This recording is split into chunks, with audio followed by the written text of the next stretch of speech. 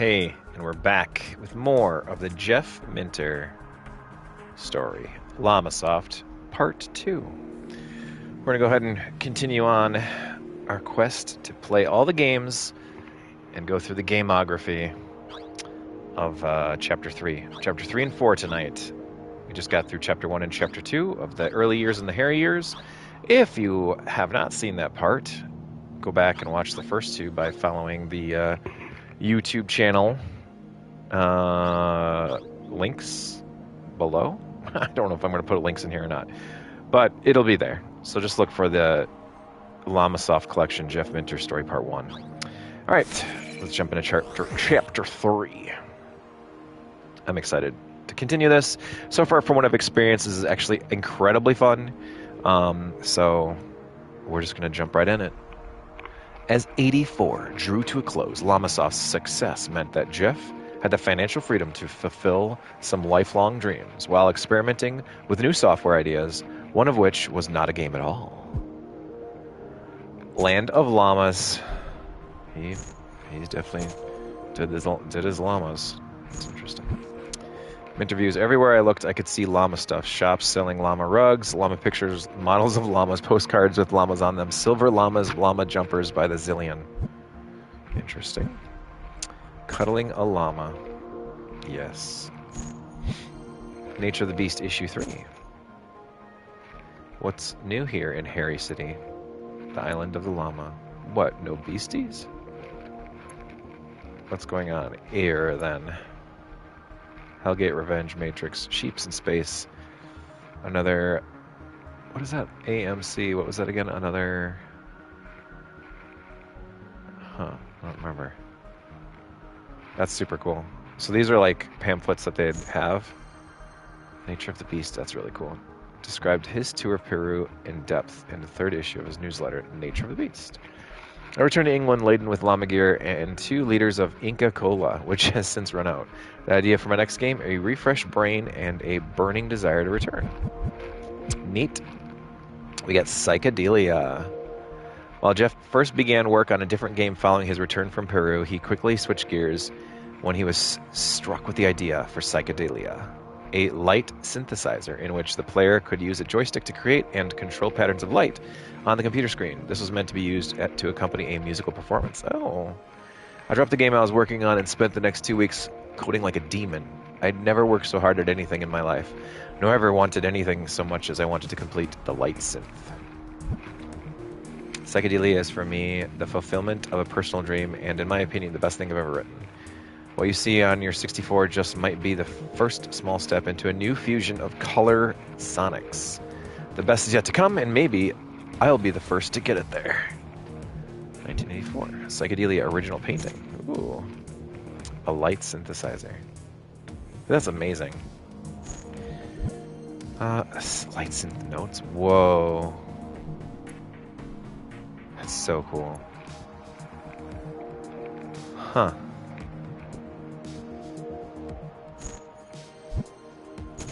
And the ad for Psychedelia, you cannot win, you cannot lose, only enjoy. Psychedelia beyond competitive. There's no frustration, there's no killing, only pleasure. Huh. Well, that is really cool. I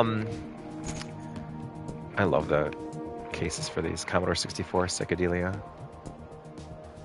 You cannot win, that's super cool.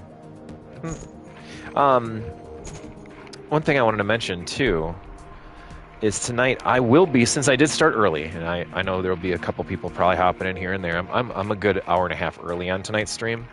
I am going to be hopping on the computer and finishing the stream tonight, potentially playing some Legend of the Mystical Ninja, doing our normal streaming. Well, I think we'll have a McClar's Minute. We'll have potentially a McClar's Minute. We'll have an opening of a package that I got in the mail from Alicia, and a few other things. We'll play some retro games and stuff after we're done with the Jeff Minter story here. So, begin playing at any time. Press. Okay, interesting. Wow. Okay, this is amazing. This is on the Commodore 64. Edit mode, record, play. So do you do anything? I'm so confused.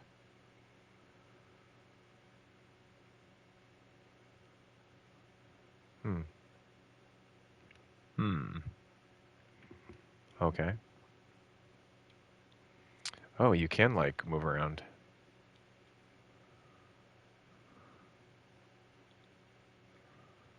Whoa. That is super neat. Huh.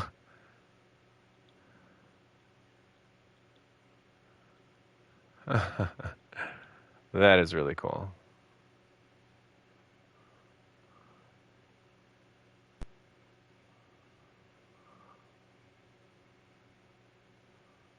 Neat. Okay. Very cool. Light synth. Jeff recounts the tale of how he created psychedelia, the first in a long line of light synthesizers. Neato.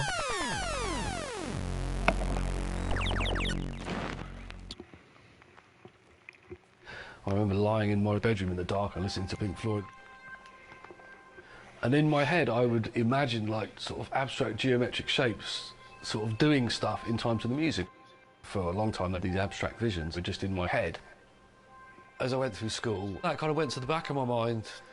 And at first, when I was programming games, it didn't really occur to me that I could use the computer to do that. One day I was out for a run and I just thought, well, why don't I try doing, using some of this tech that I've got for making games and make something that's not a game, and why not try and just do a single approximation of what this thing I'd had in mind, this machine to externalise the abstract stuff in your head, to go, how you might go about making one of those. And so I came up with this like 1K program, which I called Psychedelia. You just had this dot, and you move the dot around, you press the button, and all these flowing patterns would come out. You could put symmetry on them, so you could kind of direct this in time to the music.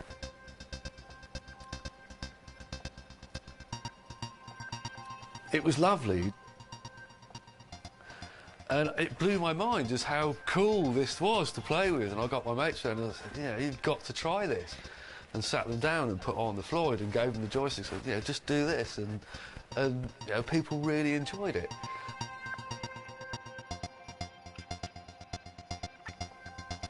And it was so nice. It was so pure. It was something else. I felt like I'd broken through into some area where not many people had been working. In fact, people had been working there. It was actually only years later I found out that Atari made the Atari video music in 1977.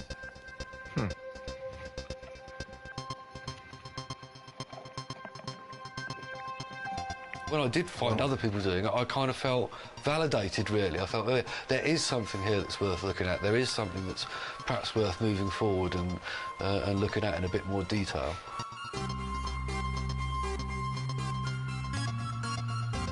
On the VIC 20. There's a Commodore 64 version though, because that's what I was just playing, right? I felt it was something that was too pure and too good in itself. It was just too pure to be commercialised. I wanted to just give it away. And I did. I gave the original version. I gave away as a listing. I've got it published in magazines. There was a hex listing. You put this thing in. Eventually, we thought, OK, we will do a version for sale. An extended version which we sold. It wasn't very expensive. We released it and the reviews were very much polarised. It was probably one of the most divisive things I've ever done, because you had like some people, well, obviously they'd been waiting for something like this to come along, and there was a few reviewers who were really just like got it straight away.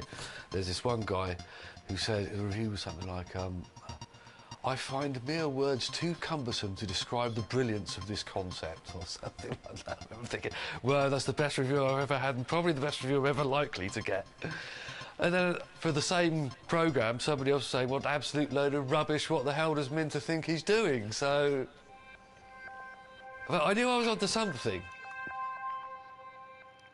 He's embracing the medium in such a radically different way from anybody else.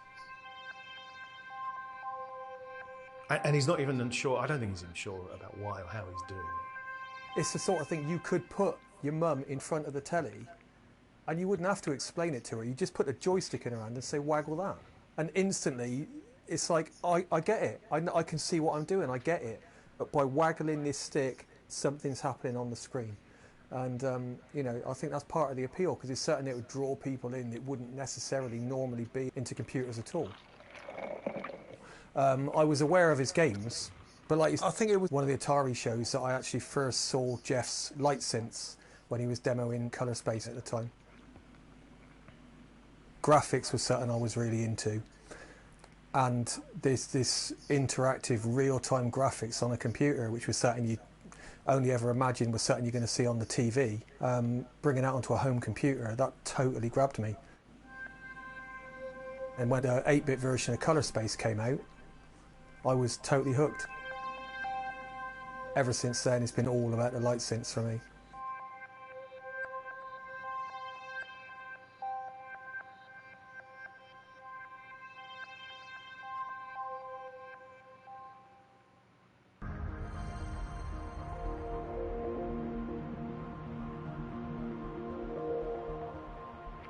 Yo.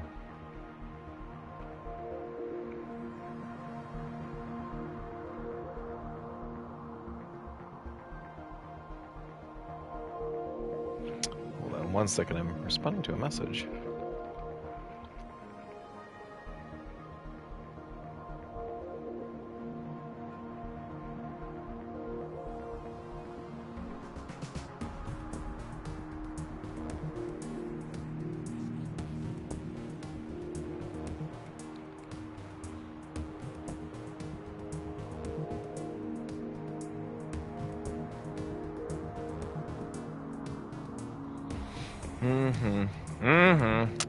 Light synth. That was interesting. Mama Llama originally sketched out in a notebook during Jeff's trip to Peru. Mama Llama was his most complex game design yet. Players had to protect a family of llamas using a killdroid to eliminate enemies in a series of over 100 waves. They used a complex strategy grid to pick which wave to play next, while using items to keep more enemies from spawning in other waves. Interesting. Mama Llama, an unusual arcade game combining fast action, detailed graphics with strong strategic elements. Interesting. That's bizarre. Mama Llama. Oh god. They spit. Oh god. Hold on 1 second. Oh, here is The Nature of the Beast issue 4. At some point I should read these. I think that's really cool. But I'm not gonna. The LET show. A llama. Llamasoft booth at a computer fair. A Zap review of Mama Llama. Interesting. I love game reviews. 1985. Wow. I would love to see a entire documentary about game magazines. I would. Goddamn, I would love that. There's Mama Llama. The full page ad for Mama Llama from April of '85. That's so goofy. Is that Chichen Itza behind Llamasoft there? Mama Llama notes. Wow. Oh my god, Jeff. Alright, let's see here. Let's watch a video.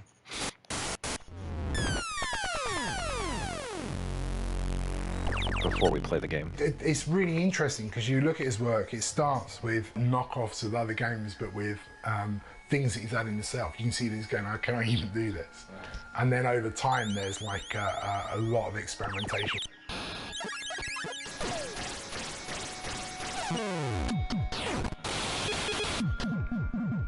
I developed quite an interest in just trying to do stuff that was a bit different than the arcade style stuff that people do. I think, oh, we've got these machines, you can do anything with them if you want. Why not try out some new ways of doing things? And sometimes I went a bit too far.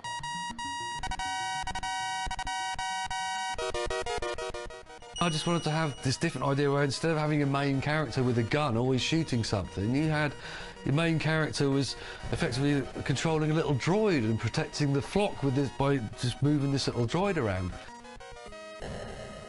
The controls were very weird. It's the kind of game, it probably would have worked better with a mouse than with a digital joystick. As it was a bit inaccessible, and that was reflected in its review scores from some places. And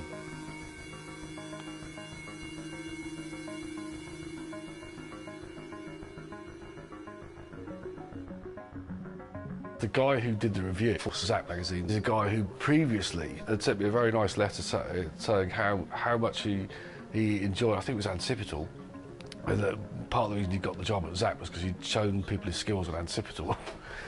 And so I thought it was tremendously disloyal for this guy to immediately join up with them and then pan my bloody game. I think the thing that Jeff didn't understand was I didn't like half of his games, but the half I did like, I loved. And it wasn't anything about him. For me, the opportunity on Zap was just a sort of conduit to play some more stuff and share opinions. So, of course, one of the first games we review is a Jeff game. So I'm like, yes! Get to see a Jeff game before it's released or whatever. I can't remember what it was. I was really excited about that. I just didn't get on with it at all. It was all just experimentation. It wasn't done out of bloody mindedness. One of the things I did like in Mama Llama was the grid that you could move around to play the levels in different orders. It was just like, let's see what happens. Does this work? I think it works. Maybe, you know, people don't agree with me, but at least I tried. There's more than one magazine didn't like it. The failing was, because this is all sort of new ground doing all these reviews in this way, critiquing was not, at the time, was just more pretty much an opinion. It wasn't a proper critique of what did work, what didn't work, why it probably didn't work. Here's my ideas about why I don't think it worked. It was more a case of you'd write about what it was about and you'd give an opinion. That was it. So that was the structure, that was the framework within which you were working.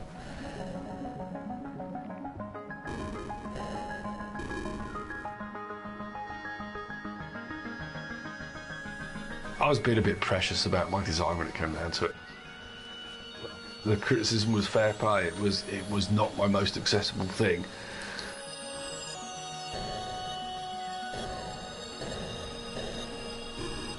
I still think it's quite a nice game, but I wasn't that good at game design yet. I wasn't good enough to make that game work well. Perhaps if I was doing it now, I could make that game work properly. But anyway, it's all water under the bridge now.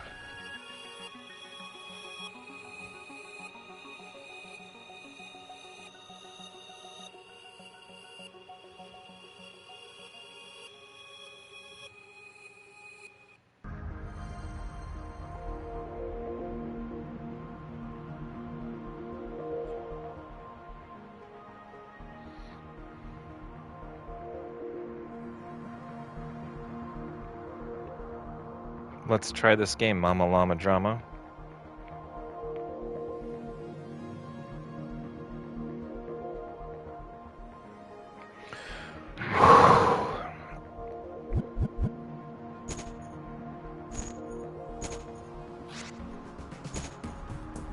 Considered the most complex of Llamasoft's games, Mama Llama combines arcade action with the complex strategy grid that players must master to survive. Whoa.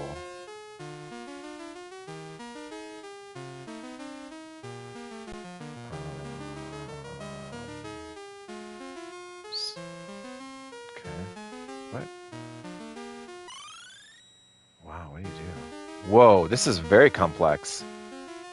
What the fuck is it? Wow, this is beautiful. Oh, okay. Interesting. This is a Mama Llama. I don't know what I'm doing, but there's some pretty complex looking graphics here. Gotta protect because they are so hairy. Am I going the wrong way? What am I supposed to do here? How's it going, Fortifier? How you doing, my friend? What the fuck is happening? Okay. What? Oh my Lanta. This game blows. No! It's amazing. We love it. I know exactly what I'm doing. Fuck, game over. Rory says no more. What? Warp time. Okay, let's put that down to what is happening here. Okay, I don't know what. Regen, aborts, no-goes. What? Okay, let's see if that helps. I don't understand. But I'm doing well. This is about as good as Attack of the Mutant Camels. Attack of the Mutant Camels is not great, that's for sure. Oh my god.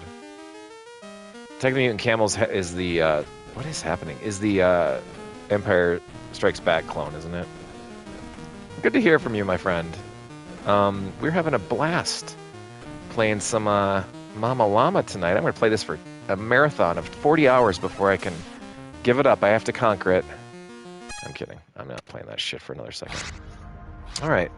That was a thing. All the Beasties, a Llamasoft ad from early 85, brought all the animal protagonists of Jeff's recent games together for a family shoot. It's a lot of, You got the docs for Mama Llama? Hell yeah, dude. Rory came out because I received a letter from a girl asking me if I could put her pet guinea pig Rory into a game somewhere. Naturally, I couldn't just have him in the game running around squeaking. There's the menu if you actually want to know how to play. I'm good. I'm good, thank you. So I turned him into Rory the Savage Guinea Pig, who was the most fearsome creatures in the game. How do you just happen to have... Fortifier, hold on. You just came in here to share randomly that you have a Mama Llama instruction manual? Just out of nowhere. That's like... That actually just happened? What the fuck, dude?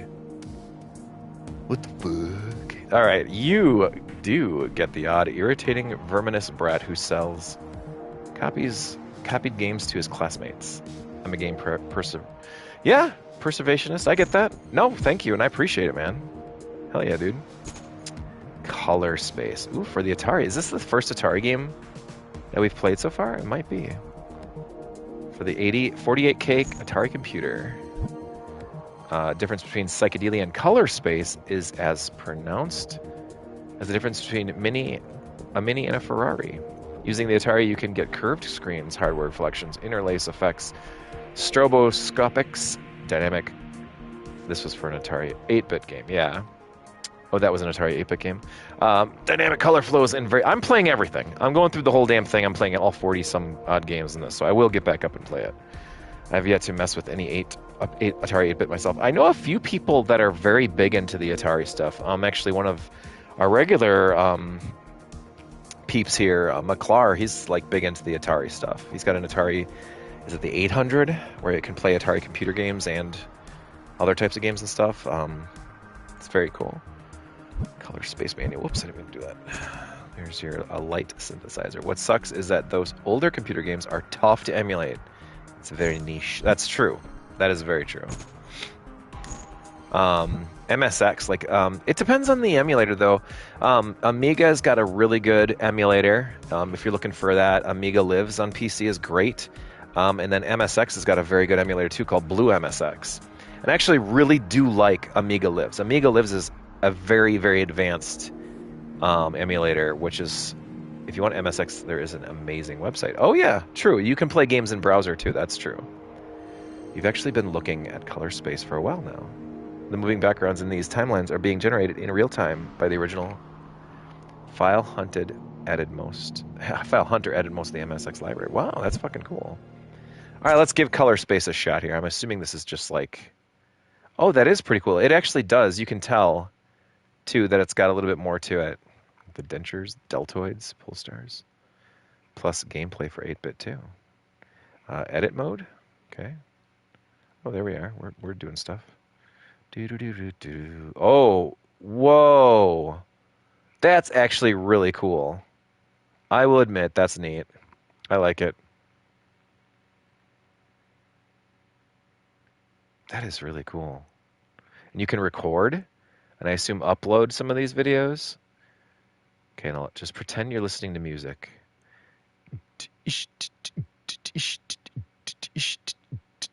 Fortifier's here. He's making all of it clear that he knows a lot about computers and emulators.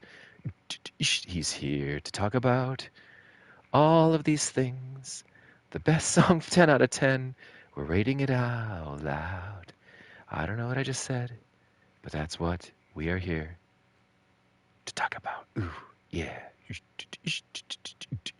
This is a good one. I like this. I could fuck around with this for hours. And then, like, you'd record something with a song, say like a 3-minute song or something like that, and then play it back. I think that's really cool. Auto detect mode. Oh, that'd be awesome. It's not reacting to my voice, is it? No, I don't think so. It'd be really cool if it did. God, this is neat. He did a good job on this one. I think Jeff Minter is basically the person who invented like visualizations to music and stuff. These are amazing. I would definitely be into this. This would be a cool program to have up on your Atari 48K. Oh, that's awesome. If you just had it on a track mode, you know, like at a convention or something, this would be cool. Oh, this is awesome. I love how it's like backwards. Ah, that's freaking cool. All right. Yeah, I want to quit. Yeah, I'll quit this shit. Light synths on display. Llamasofties. Everywhere that Jeff went, the Llamasofties were sure to go. The British computer show of the 1980s were like family reunions for Jeff and his loyal fans, a tradition that continues today.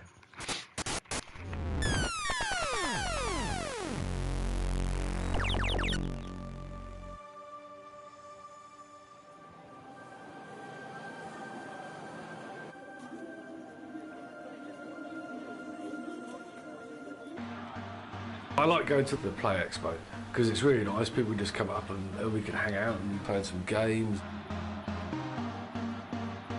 Yeah, to me, it's a great privilege when I meet people who actually enjoy the stuff that much.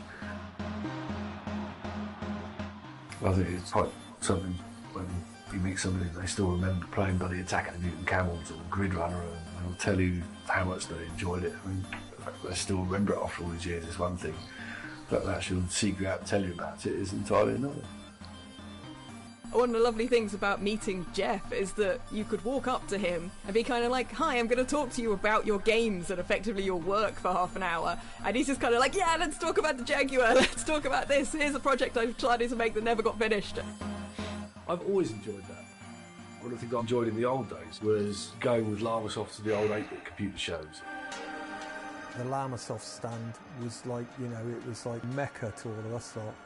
It was just like, what's new, we've got to go and find Jeff's stand. And you'd see it from miles away. You know that's going to be Jeff's stand, because like there's this huge plushy sheep on top of the booth or something.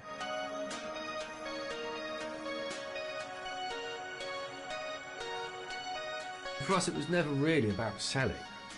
It was about letting people come up, and I'd be out the front, we'd play games together, and they could chat to us. And it was just a tremendously exciting time, and also it was great fun. I mean, going up to the shows, meeting the people from the other software houses. It was like a big group of mates all having a wonderful time. If there was a computer show on in the UK, Jeff and his mum and dad were going to be there. You know, when I was a young lad, I'd always like, you know, go say hi. And there's so many people that I know today that I still remember from back in the day that were young kids that would turn up on the stand. You know, it's people from all walks Oh, of dude, life. Antstream, yeah, when they started nabbing. Okay. Pushed us So you out, don't so in always some see ways a I'm few of still the bitter about it. regulars that would Antstream. do Yeah, I everything, remember but, a lot of people it'd into be Antstream. the excitable kids That's like really cool, myself dude. that it was just like, you know, this is fantastic. I love all this trippy graphic stuff. You know, you'd get people who'd go along and their dad, you know, probably had no interest in computers, and he'd go along and strike up a conversation with Jeff's dad. I remember that distinctly. With Dad, I'd be talking to Jeff's dad about something, you know, that Dad's talked about at the time. It's like, oh, I don't get all this newfangled computer stuff, but, you know, the boys do.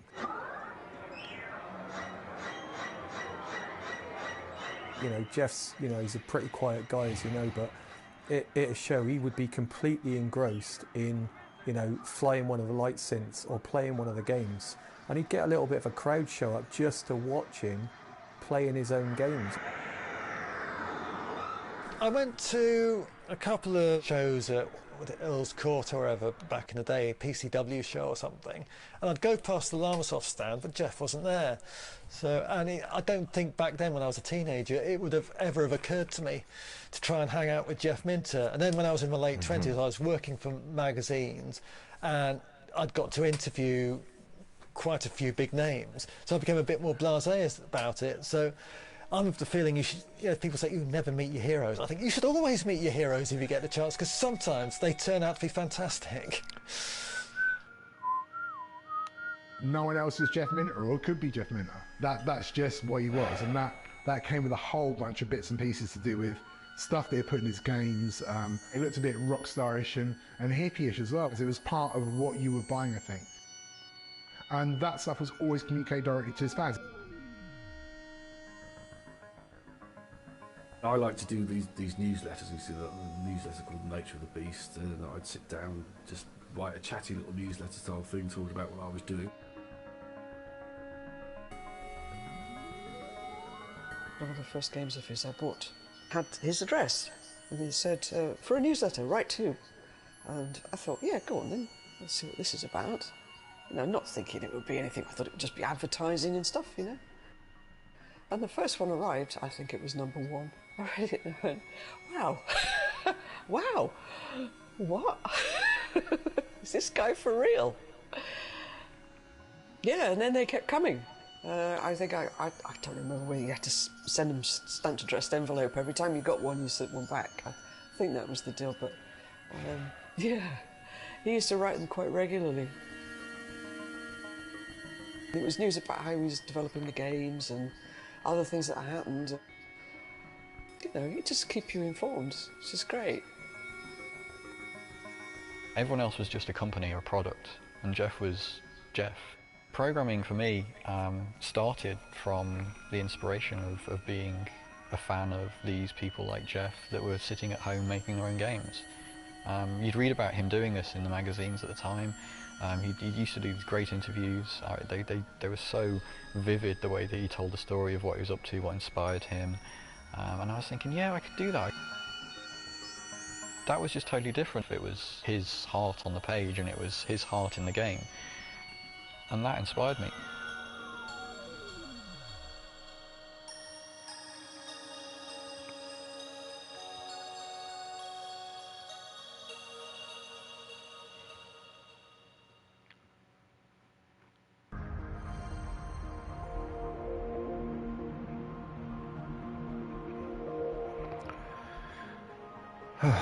Llamasofties. It's a Swiftie. It's like Llama Swifties. Battleix? Ooh. His infatuation with hairiest game yet proclaimed the first full page. 6 unique games in one. Oh, there's... oh. Commodore 64. Nature of the Beast issue 6. Yeah, I really would like to read these. I think that's really fun. I love old gaming magazines, and that's actually something I've been really contemplating doing, is like reading game magazines on a stream, because that would be a lot of fun.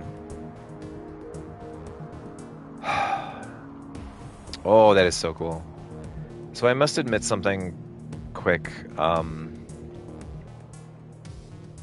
This is actually really hard to say. While I was watching that video, I got word that a friend, another person from our gaming forums, the old PC Engine FX forums, had passed away just 2 weeks ago. The families are now just informing everybody, but it's crazy being in your mid-40s and Llamasoft and losing people. And this person I had not seen since 2019. At Gen Con, and she was known on the forums as Jordan because her favorite author was Robert Jordan of the Wheel of Time series. Big time into like the Raiden series, a lot of turbo games and stuff like that. So holy crap, it's crazy. It's crazy. Dragon Master Dan passed away last year. So did BT Garner. BT Garner is the main developer of Mindwreck. My God. 40 is too young for people to be passing away, first off. And, jeez. Whew. All right. Is this going to be awful? Synergy by Jeff Minter again. Batalix? A game system. Press keys 1 through 5 to activate some sub games. Okay. Oh, okay. So These are all just what the fuck is going on? Seriously, what is happening?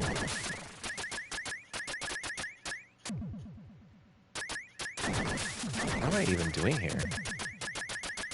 Who makes it? These games are so bizarre. Okay, now I'm starting to get it. This is like Asteroids on steroids. Okay, so then Attack of the... I'm a decade younger than you, and I'm already feeling the losses. It's wild to think it happens this early in our lives. My condolences, Joshua. Dude, Alec, hey, thanks for hanging out, man. It's crazy. It's crazy. I'm just thinking back to like some of the videos that we did back in the mid to late 2000. Now imagine me being 17 and seeing my friends die. Yeah, dude. Dude, I did not expect this to become a conversation about life and how short our lives can be, but seriously, that was the military during the War on Terror era. Oh my God, yeah.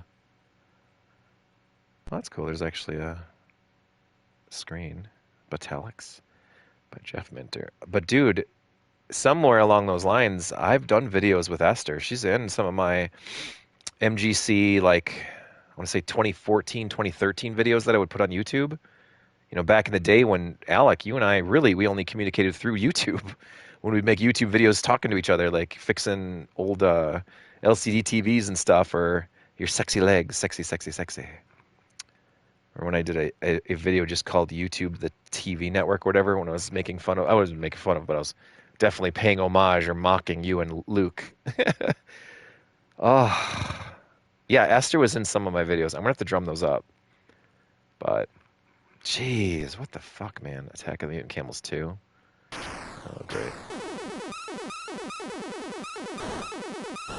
Are they all on top of each other? What the hell?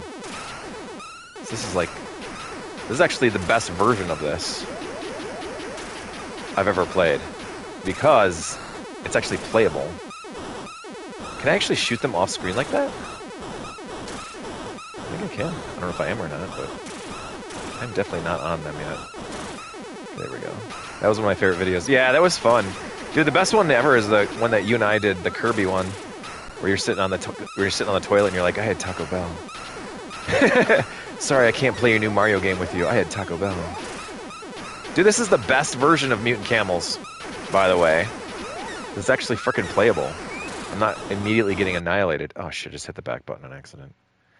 Okay, activation of Eurydice base. Oh my god, it's a 3D game. Hey, I will say though, this is pretty neat graphics. What am I supposed to do here?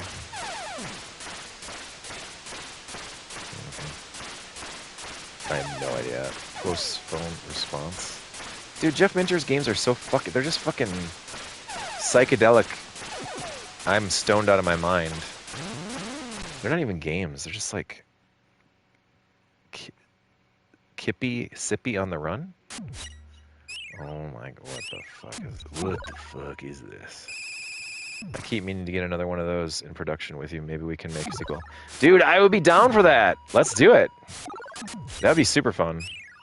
I gotta like get a copy of the original though and put it on my Twitch stream as one of the like videos that I play before my I don't even know what I'm doing. Okay, maybe I finally make it out of the bathroom. That'd be hilarious. That'd be really funny. What I should do is a video of me sitting outside the bathroom, like today, holding my what is that? I think it was Mario Odyssey. No, Mario Galaxy. I still have Mario Galaxy on the Wii. It was Mario Galaxy on the Wii. Maybe I'm sitting outside of your bathroom door, holding the Mario Galaxy game in my hand still, and then finally you come out and you're like, "Sorry, it's been a couple years," and then we just pick it up and we play. That'd be amazing. Hey, I am coming to Wichita at some point again this summer, so we have a chance to hang out. Finally, what is this? It's a music game. Interesting. That sounds like an interesting idea. Looking forward to it. Oh, I love it that Buttspot is making fun of AI Alicia. Okay, synchro. Make music, I guess. Alright.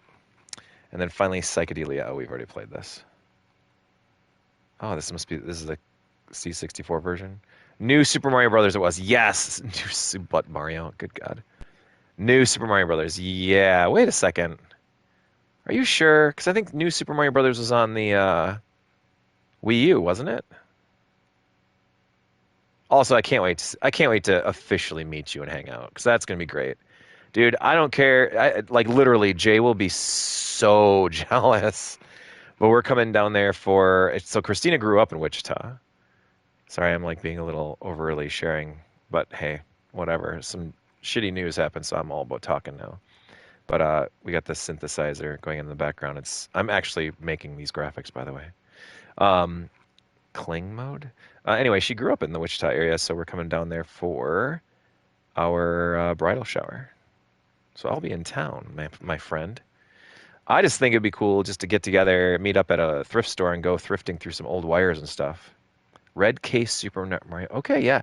Oh, because that's right. There was a new Super Mario on the original Wii, right? Because there was Wii U version of it too, right? Yeah. Okay. Yeah, that's what it was. I think I still have that. I don't really have a lot of Wii stuff anymore. I know I kept the Galaxy games because I really like Super Mario Galaxy 1 and 2. I didn't necessarily care so much for New Super Mario Brothers though on the Wii. Weirdly enough, I just didn't like the slippery controls. When I played Rayman and loved the new Rayman games, like they're so good. I'm sure I can find it. Yeah, it's probably not too expensive. But when I played the new Rayman games, I was so in love with them. I thought they were the perfect 2D games.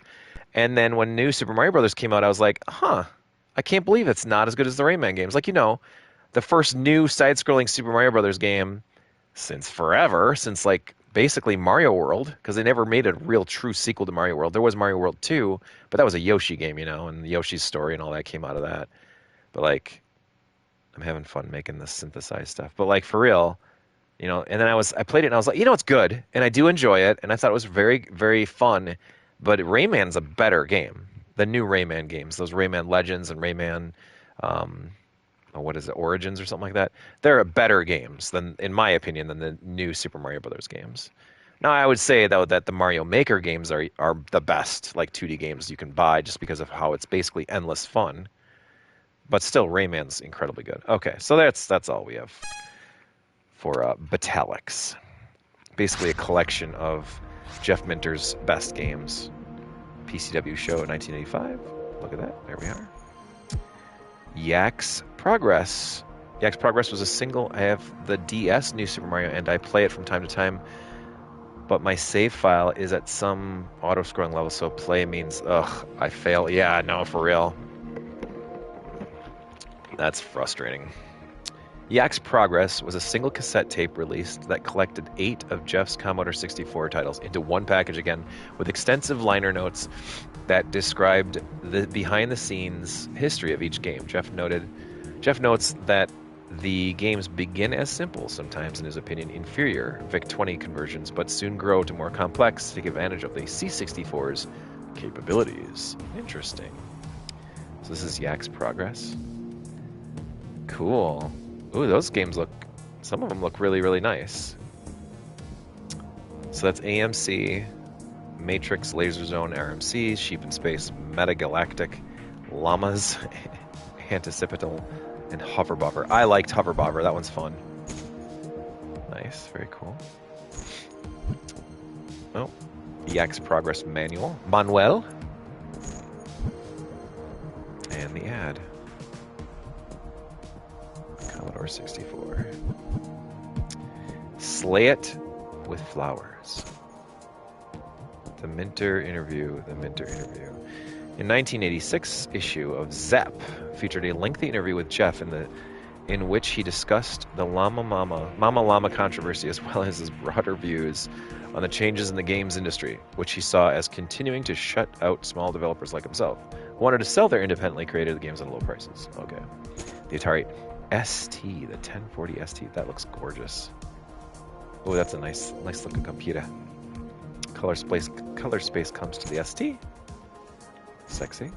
With the ST's significant jump in graphic resolution and on-screen colors, it made sense to Jeff to quickly create a version of Color Space.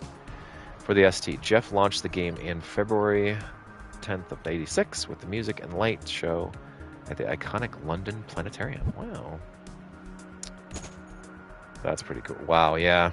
There's something, Jeff's definitely, yeah, his, I wouldn't mind getting extremely high and playing Color Space. Ooh. All right. Nature of the Beast issue 8. That's a cool graphic. Code is coming along fine. I'm using the 128 to assemble on and running on the I almost said N64. C64. Jeff Minter. Iridius Alpha. Jeff's next Commodore 64 game was a new twist on the scrolling shoot-'em-up, in which the player controlled two different crafts on the top and bottom screen, transferring energy between them. Oh, great. His games just get more and more complex. I mean, I do get that they take a moment to, like, learn, but seriously, they're very difficult to learn. The Iridius Alpha review. That's difficult to read. So presentation's 97. Stunning. 2 pause modes and great high score table, amongst other things. Graphics, 94. Brilliant sprites. Neat mirror imaging. And several fast scrolling backdrops, incredible sound effects, and a weird fractal title screen tune. Initially tricky to get into due to the concepts within the game. Hookability, lastability, once you get the hang of them only skill and reflexes can take you further. Value for money from what it offers, you can't quibble over the price. Overall 95%. That's pretty high. Iridius shows a way for the shoot 'em up to evolve, gaining depth and a degree of complexity, but still remaining playable and very blastable, whereas many blasting games become boring very quickly, lacking any objective beyond mere destruction of alien ships. Iridius gives the player plenty to think about. Oops, shit, I didn't mean to do that. Developer diaries, birth of Minter's latest. That's really cool. The ad for Iridius. Nature of the Beast issue 5 or issue 9. I can't read. Perfect Madness. I think this is awesome. Old school frickin'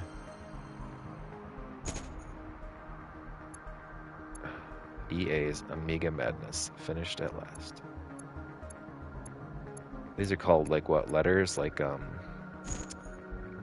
join our...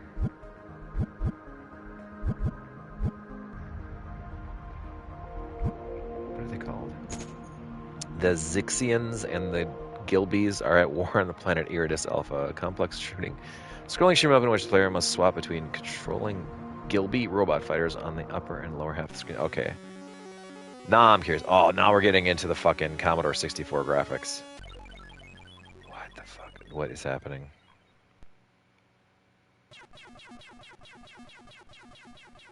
Press the fire button when you're ready. What? Are you serious right now? Okay. Dude, this is impressive. I'm confused though. What is the deal? What's the top and bottom screens? What's the difference here? Uh-oh. You blew that one. Gilby's left too. Heavy Metal Thunder. Heavy Metal Thunder. So what's the deal? What is the...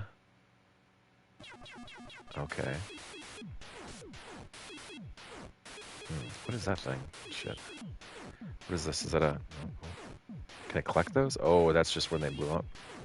It's got some nice scrolling effects. Another strange-ass game, though. Oh, jeez. Oh, shit.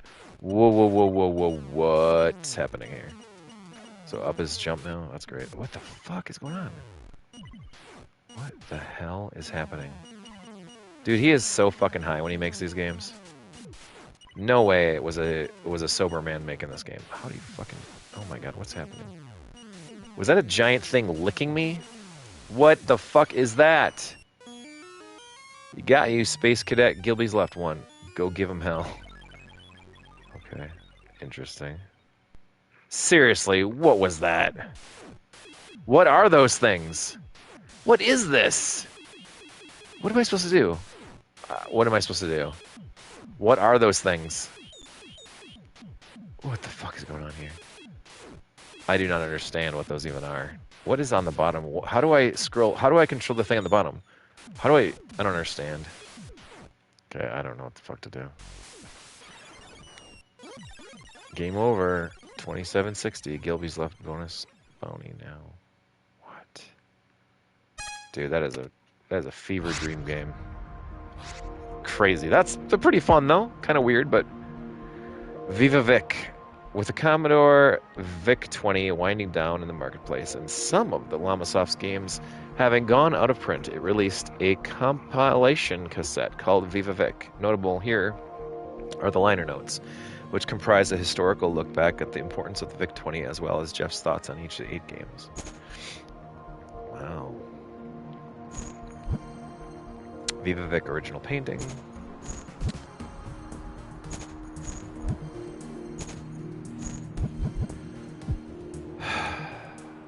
Having achieved international success and widespread recognition as a game developer, Jeff now took the next logical step, moving out of his parents' house and into a little house in a beautiful and peaceful valley in the middle of nowhere in West Wales, where he lived until 1994. Molly and Flossie.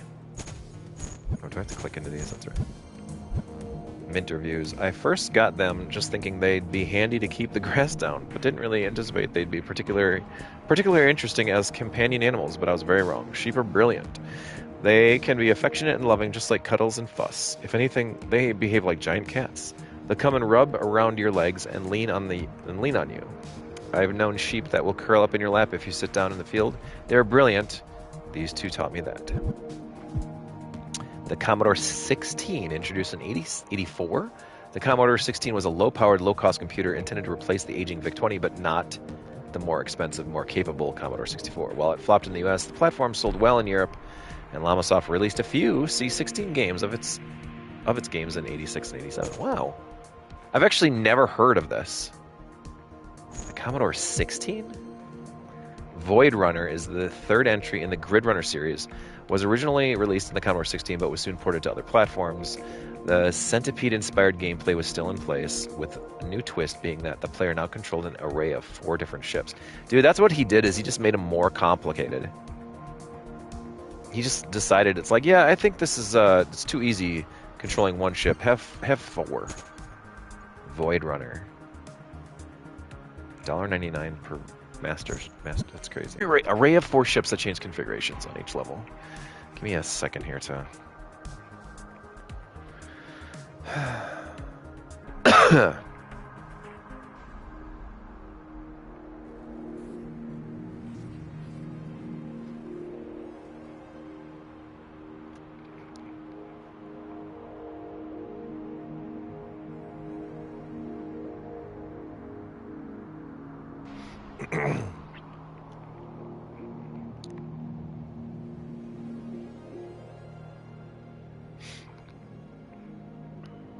Oh, scheiße.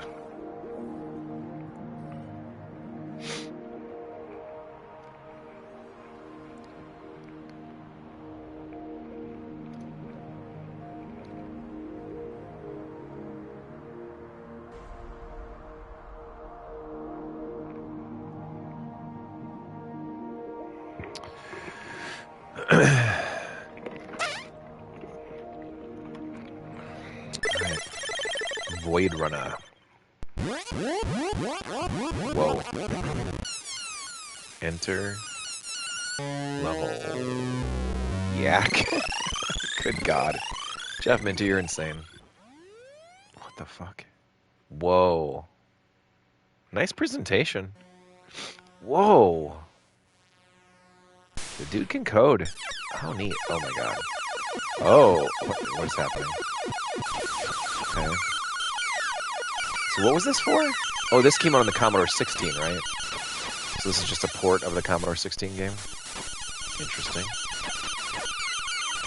I mean, I like the idea of having this many ships. It reminds me of a Sega game that came out on the ColecoVision. French toast? Hey, what's up, my friends? Welcome to the show. We're playing some Jeff Minter collection. Fucked. Llamas. Hello, everyone. Welcome to the Jeff Minter fever dream. I was extremely high when I made these games. edition collection of the Llamasoft games. I was playing Llamasoft too. Hey, man, that's awesome. Hell yeah. Well, welcome, guys. Feel free to... I think I'm ahead of you. Oh, yeah, I'm on Chapter 3 now. I'm actually almost through Chapter 3. Shit. All right, we can do this. We can do this. Yeah, I'm about halfway through Chapter 3, I think. Maybe a little further. There we go. Oh, man. Oh, man. This is a weird game.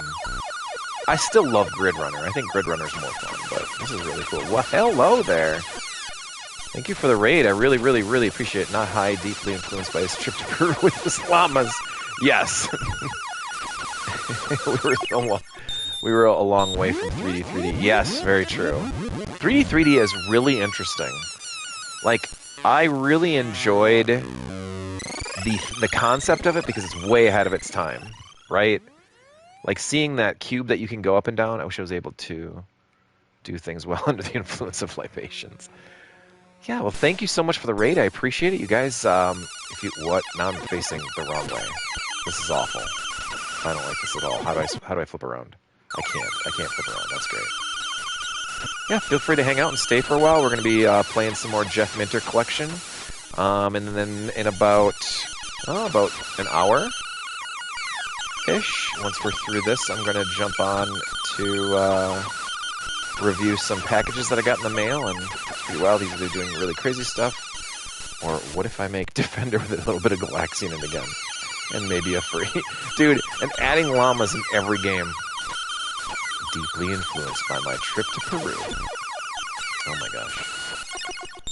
Dude, what? This facing down thing is really playing with my brain. I don't like it at all. Ah, oh, shiza. Okay. What is happening? Dude, is there ever a game over in this thing? Okay, there we go. I mean, the game suddenly have a whole lot of character. What? God dang it. Oh, fun. Otherwise, it's just another space bus. Yeah, true. Okay. I think I gotta take a break from that one. Void Runner. Fun game. Not bad. We don't want to throw all that. Nature of the Beast, issue 10. Ah, Nature of the Beast. We're looking at Iridis. I like the newsletter. It's pretty cool. Color Space 2. Oh, there's a Color Space 2 coming. Revenge of the Mutant Camels 2. Just final. Amazing cover art on Void Runner. It really is. It's very nice. Yeah, it's pretty great. Ooh. Revenge of the Mutant Camels 2. Jeff's final Commodore 64 game was a return to the giant marching beasties. I can't stick around because I want to check out more of this stuff. Be sure to read the newsletter a bit because he goes on wild rants. Dude, I will. I am actually really excited to read those. I'm definitely going to check those out. Thank you so much again for the raid. I really appreciate it. Hope you have a wonderful rest of your Thursday. And you guys better give that man a shout out. I'm going to go back and review this and follow, because if anybody's playing through these Jeff Minter classics along with me, they've got to be one happening Nimrod. Have a good night. Peace, Audi 5000. Jeff's final Commodore 64 game was a return to the giant marching beasties that first marked Llamasoft as a maker of profoundly weird experiences. Rants. Enjoy the wild rants. French toast, please. Revenge 2 kept the original game's basic gameplay, yay sleep, while adding a level select grid reminiscent of, but less complex than Mama Llama strategy board. Oh god, no. Anything that's going to be as difficult as that is going to be no fun. Oh, Revenge 2 cassette tape. Ooh. Okay. All right, let's take a look at this beautiful cover. Jeff Minter's Revenge 2. Mastertronic added dimension. Dude, I love that. The like peeking through the frickin' cassette holes. That's so cool. Alright, here we go. Let's do this. Once again, take control of the mutant camel and blast your way through waves of enemies, each zanier than the last. Here we go. Wait, what? Select wave? What am I? Okay. What? Oh my god. Oh my god. You know what? I don't like this at all. Am I floating? What the hell's happening here? Okay. Oh my god. Hey, there are parallax scrolling here. There are multiple lines of depth. This is beautiful. This is as good as it gets for the Commodore 64. This is his final Commodore 64 game? Dude, what the fuck? Beasts. So strange. So freaking strange. That is actually really impressive. That floor looks really cool.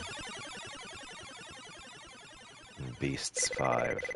Okay. I made it through. What? Add some select wave. Oh, now I can take on the next wave. This whole grid is full of stand by your beast. Those are Ghosts and Pac-Man. Of course it's Pac-Man. Why wouldn't it be? FIFA 2012 on PS2 vibes. Did I just die? Okay. No. Oh, I did. Oh, it's got a gravestone there. Because I died. What? Stand by your beast.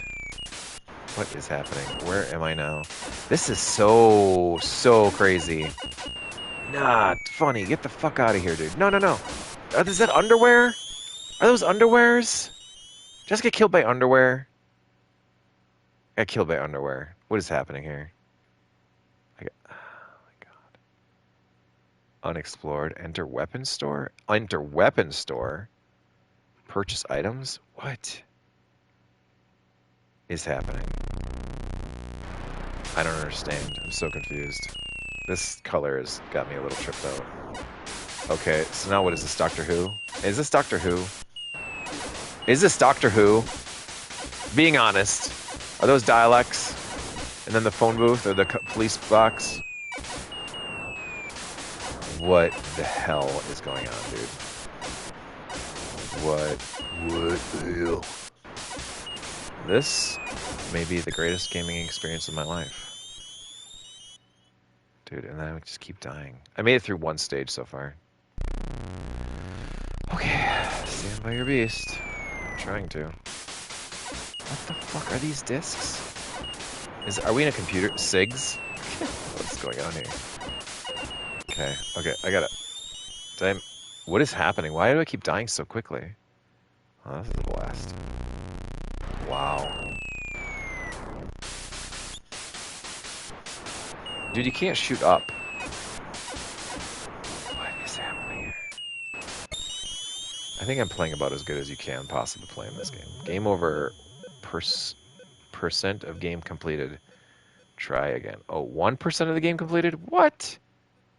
Dude, get out of here. Get the fuck out of here. Get the fuck out of here. Tripatron. Well, Jeff usually completed his projects within a matter of weeks or months. He spent an entire year developing Tripatron, the most complex, fully featured light synthesizer ever developed by Llamasoft. In addition to letting users generate color patterns with a joystick, Tripatron incorporated a full scripting language that performers could use to craft practically whatever custom light effects they could imagine. Whoa. Wow. 1988. Wow. Tripatron has 2 discs package including conference and panel. Okay. All right, let's check this out. Merak. As he was building Tripatron, Jeff worked. As far as percentages go, you're number 1. Thank you, Focht. Thank you. As he was building Tripatron, Jeff worked with a music composer, Adrian Wagner, to create a combined light and sound album called Merak. Wagner composed the music with Tripatron's capabilities in mind, and Jeff added features to Tripatron based on the needs of the Merak project. It was released on VHS tape shortly after the Tripatron's launch. This clip shows a few selected scenes from Merak. In many ways, the program was designed for the album, and the music was designed for the light synth. Our concept was ambitious from the start, and I soon came to realize that no... What's up, McClar, my friend? Hello, McClar. We are still wrapping up the rest of the Jeff Minter stuff, and then we are going to get to the McClar Minute, and we are going to get to the rest of the jazz and the fun excitement and everything. So you just hang on tight, my friend. We're getting further. We are on the Ultimate Fever Dream that was highly influenced by Jeff Minter's llama-infused trip to the Peruvian caves where he, I don't know, under no influence at all. Our concept was ambitious from the start, and I soon came to realize that no mere extension of color space would be sufficient to realize what we wanted to do. Tripping the light fantastic. Whoa. Oh, Jeff. Tripatron. Dude. Wait, is this actually this many pages?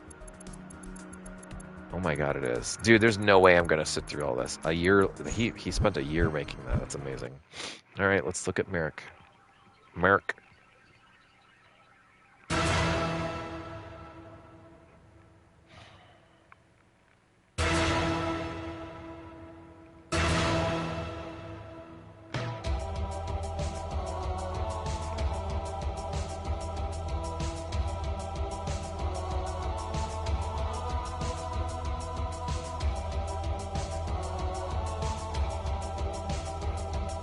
Wow, a born brain parasite.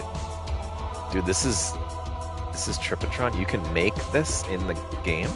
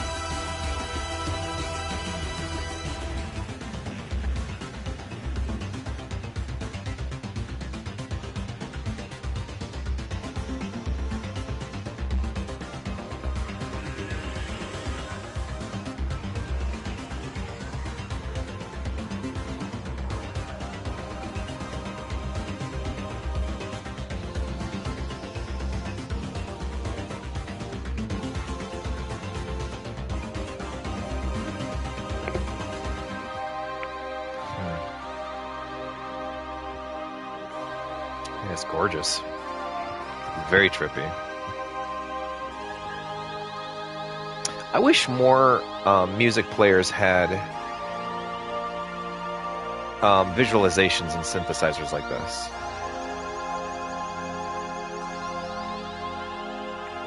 That's so cool.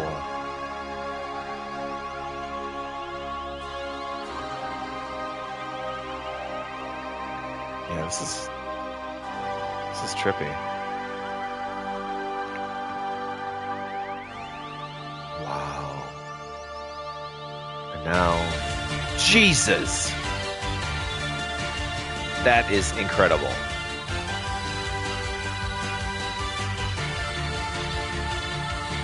Allow your brain to come into new horizons and experience new things. Like you're floating into the heavens on a pipe, inside of the pipe, being sucked from your mundane life and your mundane homes and your mundane cities. Adrian Wagner and Jeff Minter. Produced and directed by Adrian Wagner and Jeff Minter. A music, sweet Llamasoft production. That was really freaking cool. That's badass, dude. Merrick. Merrick, the CD. Merrick, the audio cassette. Merrick, the DAT cassette. DRT? DAT? I'm not sure what that is. What's up, Alicia? Winamp! Fuck yes, there it is. Fuck knows. Fuck knows. Winamp is the way to go. That's got like the best visualizer. Okay. Interesting. Light synthesis. DAT cassette. DAT. All right, fine. The Llamasoft looked. Developers, artists, critics, and Jeff himself discussed the unique aesthetics that run throughout the history of Llamasoft's game library. Here we go. Here we go now. Wood saber. Bow. What Jeff Minter has going for him is a style not only inspired Tempest 2000 by the 1980s, but a look that is inspired by psychedelic art.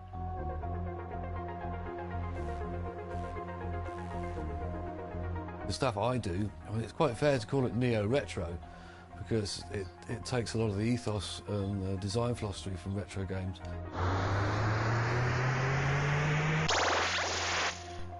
But also, we can mess around with lots of trippy new stuff and go crazy with particles and all kinds of effects that we couldn't do back in the day. Back in the early days, when the hardware was quite limited, then the scope of your game design was really defined by what the hardware could do and also what you could do with the hardware. When he's just designing graphics for himself, I think coder art is the kind way to put it. His games were quite unusual compared to most of the others, in the sense that there's so many animals. Because he would have the animals doing things and chasing each other or whatever and blasting each other. I mean, it's not like soldiers or anything. It's animals. Creating a new world where, you know, animals are doing weird stuff. I sent him some drawings I'd done of a kind of a half-man, half-goat thing. And it was just doodling. But I just read Brian Aldiss's Heliconia Spring, I think was the first one. And it was about these two races of this sort of humanoid and this sort of half-goaty thing. Which, and they had I believe it was the son was called Batalix. So when I did these drawings anyway, and I put them all onto one sheet and I sent them to Jeff and I gave him the title of Batalix. Because it seemed to fit. And I think he must have fallen off his chair when he saw them, because he got in touch with me and he said, "Have I got a brain leak or something?" He said, "This is going to be the title for my next game." I hadn't told anybody.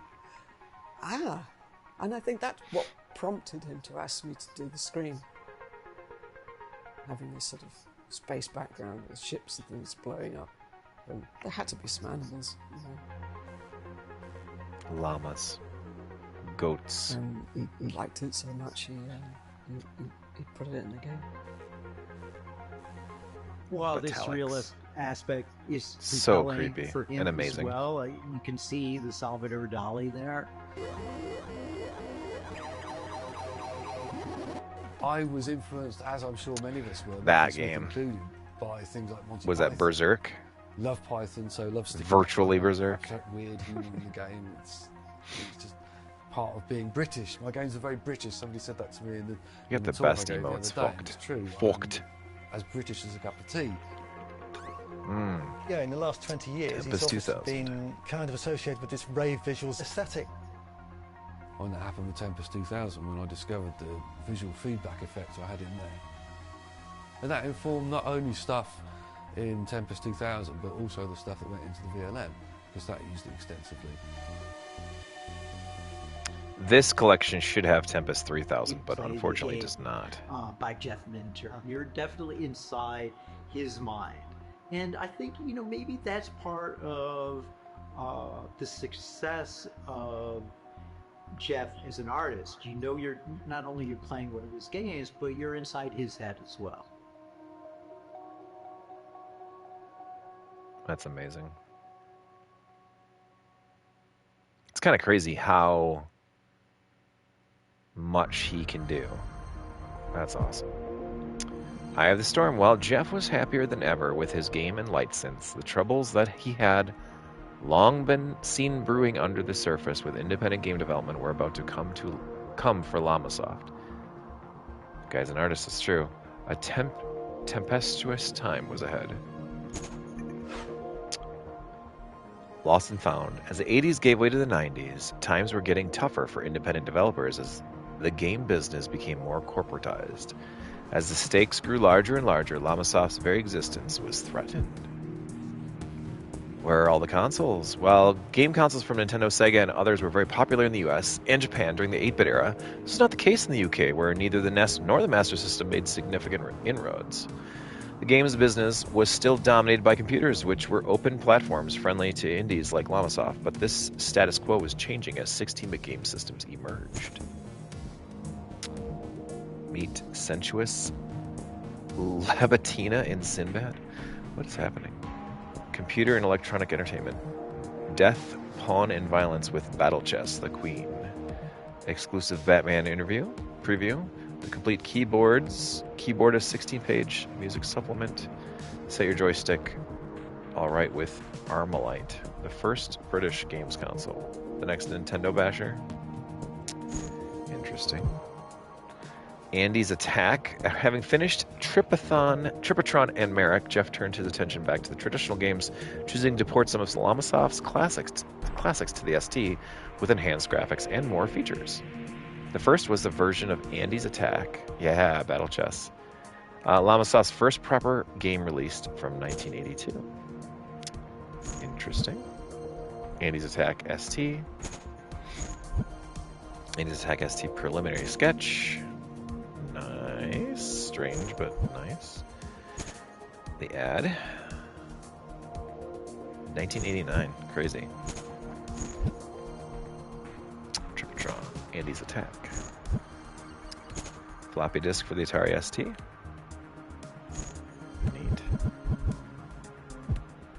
Cool. Super Grid Runner. Shortly after releasing Andy's Attack, Jeff updated his classic Grid Runner, again with higher quality graphics and new features for the Atari ST.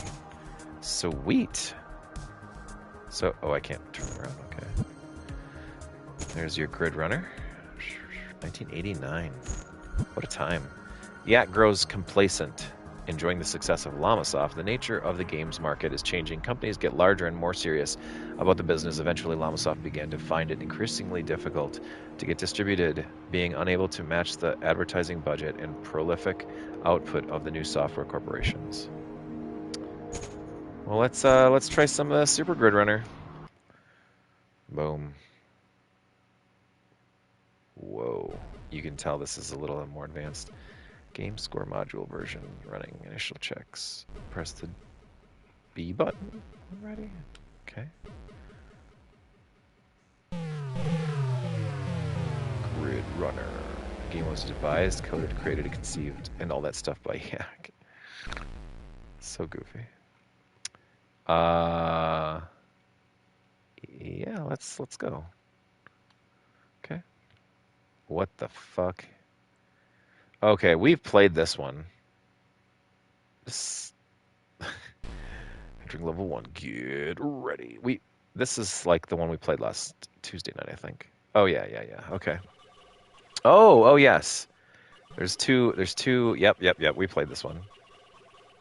It's interesting. Yeah. Okay, we can bring that over a little bit. Bring it over this way, and that can come over this way. Yeah, that thing, like, really likes to get you. Oh, fuck. It's funny, too, because if you're watching this, I'm sure you're like, oh, my God. Got you, scumbag. You know, it doesn't look that difficult. This is a really slow-moving version of Grid Runner, though. Very slow. I prefer more of the fast-paced ones. Still cool, though. Still cool. Okay. I like that extra ship being over there, because it's really pretty much invincible. There we go. Very slow. Very slow, and like when you're the inability to like you know, respawn right away is it's really slow. Like if you die, it's like Jeff's more interested in getting snakes can come from all. Oh yeah. Yep. How fudge. I went right into that one. That was dumb. A little boneheaded mistake. And there's no music in this version. Yeah. Game over, man. Alright, come back over here. There we go. I mean, I could just keep him with me. That's kind of boring. I like it being on one side.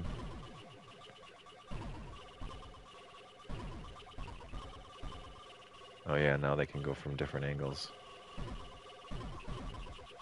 Uh-oh, Shiza. Shiza Minnelli.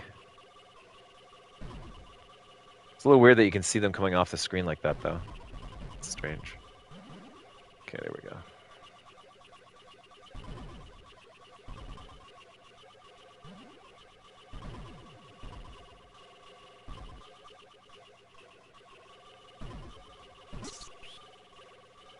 Snakes can come from all sides on the screen. Okay, they sure can.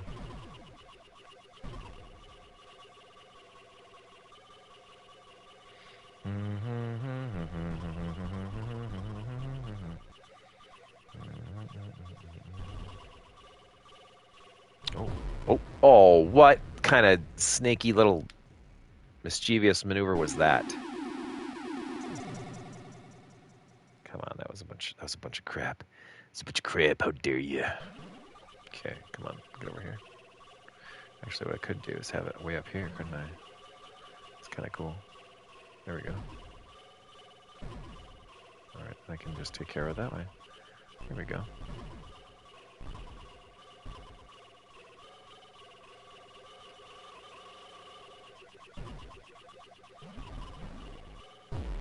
Oh my god, Jaeger. One more life. Yeah, cool game. It's very different though. The Grid Runner games are bizarre. If anything, they're fun, just really strange. Oh shoot! Wow, that was terrible. I'm embarrassed. I should be embarrassed. You are beaten. I am beaten, but I at least got my initials in there, right? JPD Feature Hour. Is that the high score? Please enter your score for prosperity. Oh, 11th place? Not bad. Alright, that one's a freaking trippy-ass game. Ass game. The British Games Council. Around this time, the British maker of gaming joysticks called Conix announced that it was developing a video game console. The Conix Multi-Systems claim to fame was that it would include controls built into the hardware. The player could swap in a steering wheel, a motorcycle handles, or a flight yoke, depending on the game. Interesting. Very interesting. Player out pokes its head, out body do later. The Conix console, it's brilliant. Disc games in 3D, slipstream to run. $15 disc games in 3D. The Dream Machine. Riding High, Conix Software Riding High. Jesus, look at that. Who's going to have that in their home? As cool as that looks, come on. Conix strengthen console as time rushes past. Atari makes music. Okay. Interesting. Phantom Storm. Photon Storm? I can't read. Photon Storm. Cool. Photon Storm review. The guru of programming is back. After a long absence from the computer scene, Jeff Minter returns. This reminds me of an old Williams coin-op, Stargate. And indeed, Stargates are your eventual goal on each level. Cool. Llamasoft tries something new. Rather than sell the Yak's output directly, they sell the games to another firm to market. The firm is Atari UK. Yak does a couple Jorbis problems. Yak does a couple of games for them, but the sales are not enough to prevent Shiza, the steady erosion of the resources acquired during the golden years. The Yak begins to be worried. The Yak is losing it. Interesting. Okay. From light synths to visualizers. In 1990, Jeff was contacted by Inmos, the UK-based maker of a powerful computer processor called the Transputer, who wanted to show off the capability of their chip with a real-time light display set to music. Jeff created the first visual light machine, or VLM0. VLMO? I don't know. For the Transputer, unlike the user-controlled light synth, the VLM actually automatically creates its visuals by interpreting the music. Oh. Jorbis problems. Oh, here we go. VLM. Oh, this is freaking cool.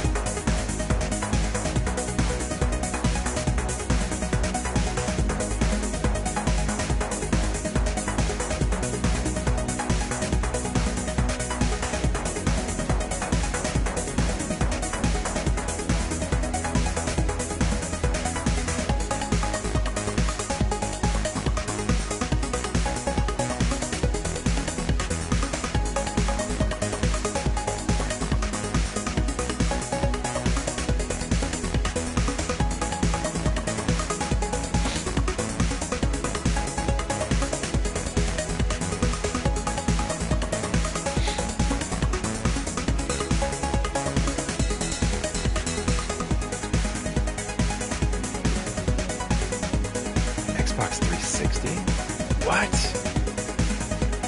Oh! Oh no, I actually don't know about the 360. The original Xbox and,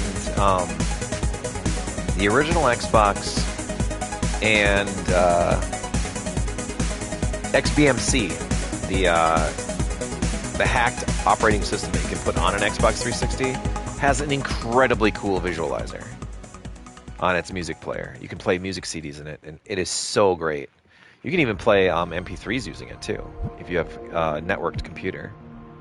Ooh, Attack of the Mutant Camels 89. Jeff spent 7 months and a good part of Llamasoft's dwindling resources developing Attack of the Mutant Camels 89, which was canceled alongside the Conix multi-system in mid-1990. This playable but unfinished version shows what might have been if the console had been released. Oh, God. A Welsh company called Conix is developing a new game console based on the revolutionary design by a bunch of Cambridge designers known as Flare. The Yak develops a game, Attack of the Mutant Camels 89 for the system, investing 7 months and $5,000. Conix run out of money and the system crashes and burns before it gets to the market. The Yak is annoyed. Attack of the Mutant Camels 89. Interesting. Attack of the Mutant Camels preliminary sketches. What the fuck? That's not a sketch. That's a literal. That's a picture. Okay, there's. Oh, that's kind of cool. That's good. I get it. Oh, I get you. Okay. Strange, man. Here we go. This is the Conix game system. Whoa. Oh, yeah. Okay. Yeah, this is actually... Why is it... Okay, I was going to say, why the... This is bizarre. Holy shit, this is bizarre. Okay, you can't go... My eyeballs exploded? What the hell are you talking about?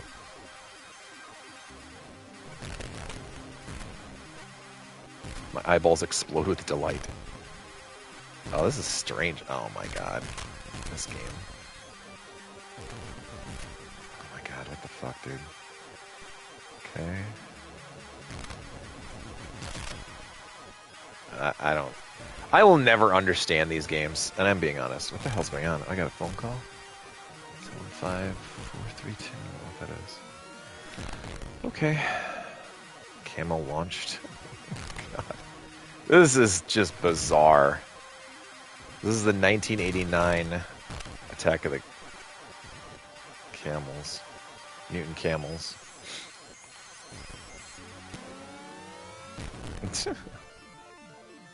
Well, it's got music, it's got better graphics. This is a game that could have definitely been transported, or, you know, to the Jag. Surprised that this didn't come out on the Atari Jaguar, if you will. Dude, okay, fuck this game.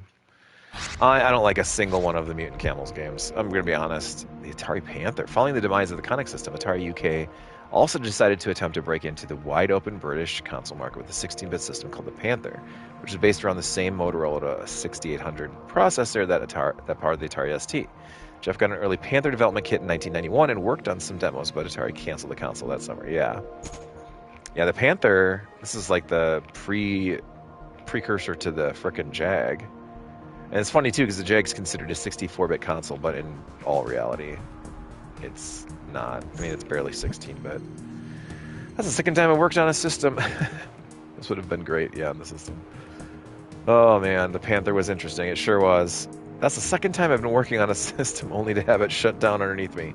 At least this time it hasn't cost me much except time. Pity the Panther was good. I had some wicked demos coded when the axe fell. A consoleized ST, yep. Shareware. In the 1990s, independent developers like Apogee, Epic Mega Games, and id Software. Is it ID Software or id Software? I always said id Software. We're finding success with Shareware giving out games for free, then asking users to send money for future episodes. Shareware distribution had not been tried as much in Europe, but Llamasoft was out of cash and out of options. Whoops, I didn't mean to do that. Oh shit, wait, what? How do I not have 100% here? Wait. I'm sorry. Now I gotta, like... Oh, right here? What did I do? Forget to look at this?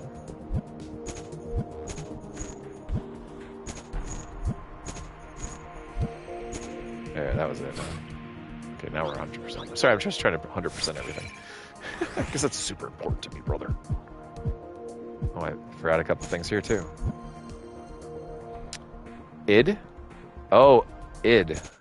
Oops, I already watched that.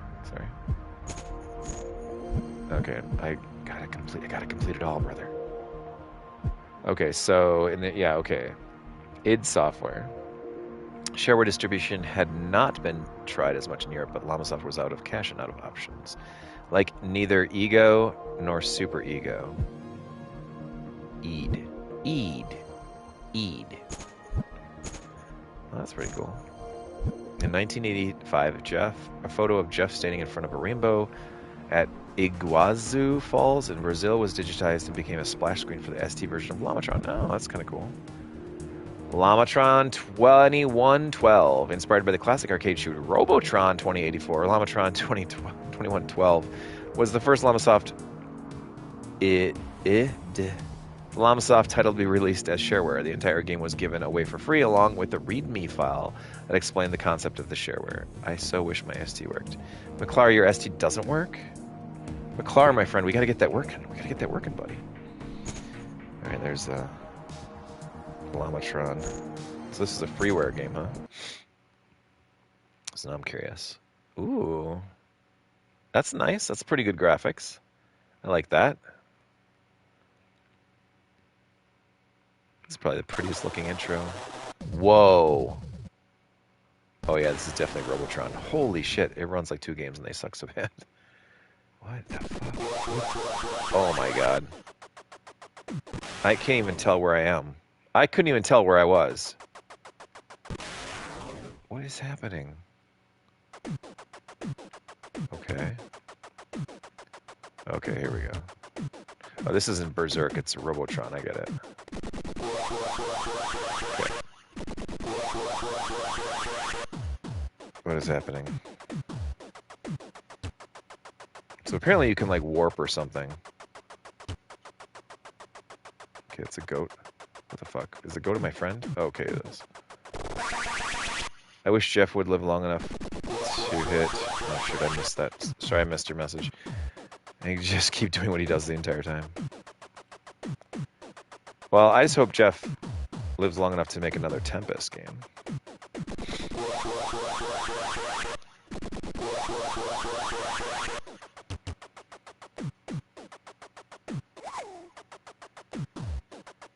I heard that this game got released on the Atari VCS too. That new Atari system that everybody was making fun of for a minute. Oh my god, what happened? Okay. Oh boy. A lot of voices in this one. That's pretty impressive. And what is this on the Atari ST? Oh boy, there's a lot of goats. Yeah, this would be really cool with the 2-stick adapter, for sure. I'm using 2 analog sticks right now, and it works out really well, actually. Ooh, that was definitely reminiscent of the Clax Wave. Clax Wave. Ooh. Oh my god, what is that? Oh boy. Oh boy. Well, here we go. I was doing pretty well for a second there. Doing pretty well for a second there, brother. Oh god. Oh my goodness. Okay, hold on. Hold up now, player. Hold up. What is this thing? Is that a boss? It should work assuming I could get running on the darn thing. What is this? Is that a boss? Oh my god, and then I run into it like a clown. Idiot. Okay. Okay, come here. Come here, little goat friend. Dude, that is... Yeah, I'll continue. I want to beat this damn thing. Dude, I am not paying attention. Shit. Okay, whoa, what is this, weed? Oh my god, no, they're like beans or something. Are those goat sounds? What's happening? Wow. I'm feeling embarrassed that I'm doing so poorly. This is spectacular. What is happening? Are those bad guys? Okay. I'm too afraid to touch anything right now. Great. So I can't view the link right now. Oh, don't mind AI Alicia. She's a bot. This is actually really fun. Yeah, I like this. But I'm a big Robotron fan. There's a generic Robotron for the Commodore or the Tandy Coco as well. That was really fun. Don't you know the Dewey Decimal System? Do you know that you can cash in your gamer loot and do real fun things with it? Yeah, you can. Well, Jesus. Jeez. Oh, jeez. What does the button do again? Oh, just, like, gets me out of trouble? I guess? I don't even know. So maybe I gotta remember to hit the button. Make me push a button. I'm getting slaughtered in this one. Ooh.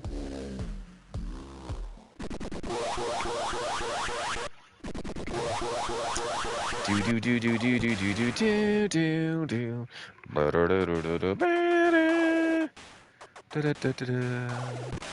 Oh my god. Oh my god. Alright, that's enough. That's enough out of you. Fun! That's a good one. That's a good one. I'd play that one again. That's probably one of the better ones. Not bad. Not bad at all. Well, we got Llamatron, the shareware gambit. Distributing Llamatron as shareware not only solved Llamasoft's distribution problems, it also inadvertently brought Jeff and his army of fans even closer together as they rallied to keep Llamasoft afloat with donations. That's pretty cool. Oh, brother. As the 16-bit era advanced, we were having difficulty getting our games distributed. We'd always relied on getting into distributors to go to WH Smiths and that kind of thing. That was how we sold our games, and we sold some mail order, obviously, but most of them at retail. I loved Robotron, so I'd been working on the Llamasofty style Robotron game, and as I was getting fairly near to completion, I felt it was quite a decent game, and I rang around a few places seeing if they'd be interested in publishing it, and nobody was really interested in it. There wasn't really any market for my type of games. This fun scene that we'd started out in it wasn't like it was disappearing, but it was mutating into something else. It started getting more commercial, and then you had like arcade licenses became more prevalent than film licenses, and then you needed to have more marketing to get into the magazines, and then the distributors would only take you if you had so much of an ad spend every month. And it seemed to me that if you wanted to stay in that scene, then you had to become something other than what you'd been before. And I didn't want to become something other than what I was. And I think I was just being stubborn, basically. I didn't want to give it up.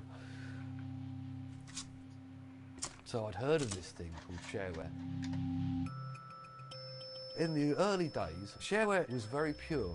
You actually gave the software away complete, and people paid you if they were getting the value out of it. And I just thought, why don't I try doing that? I got in touch with SD Format, and they said they'd put Llamatron on their cover disc. And so I wrote this famous text file which I put on the disc, where I basically explained the concept. Here is the full copy of Llamatron. If you like it, then pay us a £5, which was also considerably lower than the price of software, which was about 15, 20 quid for a game in those days. And we'll give you a copy of Andy's Attack as well. We weren't the first people to do it by any stretch. It was being done quite a lot earlier in the US, and there were certainly other people doing it in the UK. But I think we were one of the first to be seen to be doing it.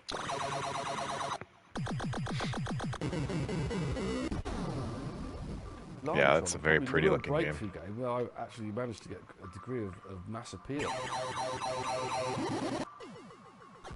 That was a big stepping stone. Kill grunts. In terms of grab beasties. What motivated Jeff and his kind of genius in video game development, really. Even if you had seen Robotron, I don't think I would have put the two quite together. That looks like it's on the new one. Because Jeff had totally done something unique with it.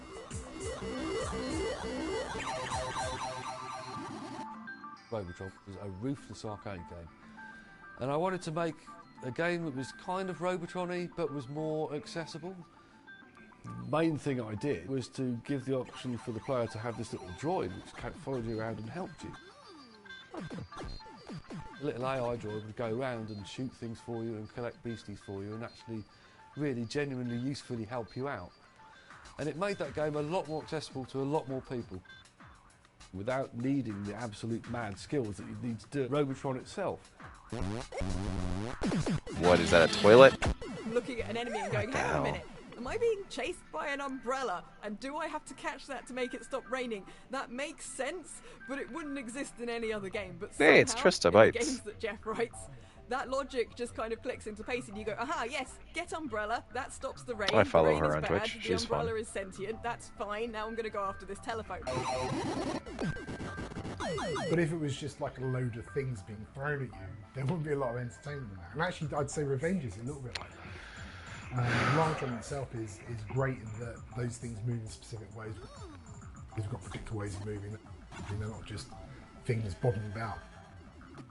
Like items in the game will have their own like behaviours and characteristics as well. It's just so fun and so ridiculous, yet somehow completely and utterly makes sense within its own world. It's a nice blend of Jeff Minter and Robotron. So it's just this beautiful mix. And people absolutely love that. People love the fact that we trusted them to take this game and they could basically test it for themselves. And they loved the game and they sent us money. And it was a time when we weren't making a lot of money, so it really did save our ass at that point. And it was quite moving because loads of people, as well as sending money, they sent letters telling us how much they appreciated it, how much they loved it. And at one point, there was a point when this was all kicking off. I was living in Cumkeek and I had a fax machine. And my fax machine every day would just go with rolls and rolls and rolls and rolls of faxes of my mum just faxing me these letters that were coming in, of people just expressing their joy at having been trusted to pay for this game only if they liked it. And even though people send me more money than I asked for because they thought I deserved it. It was lovely. It was from going through banging your head against the wall with recalcitrant distributors to this outpouring of love was extraordinary.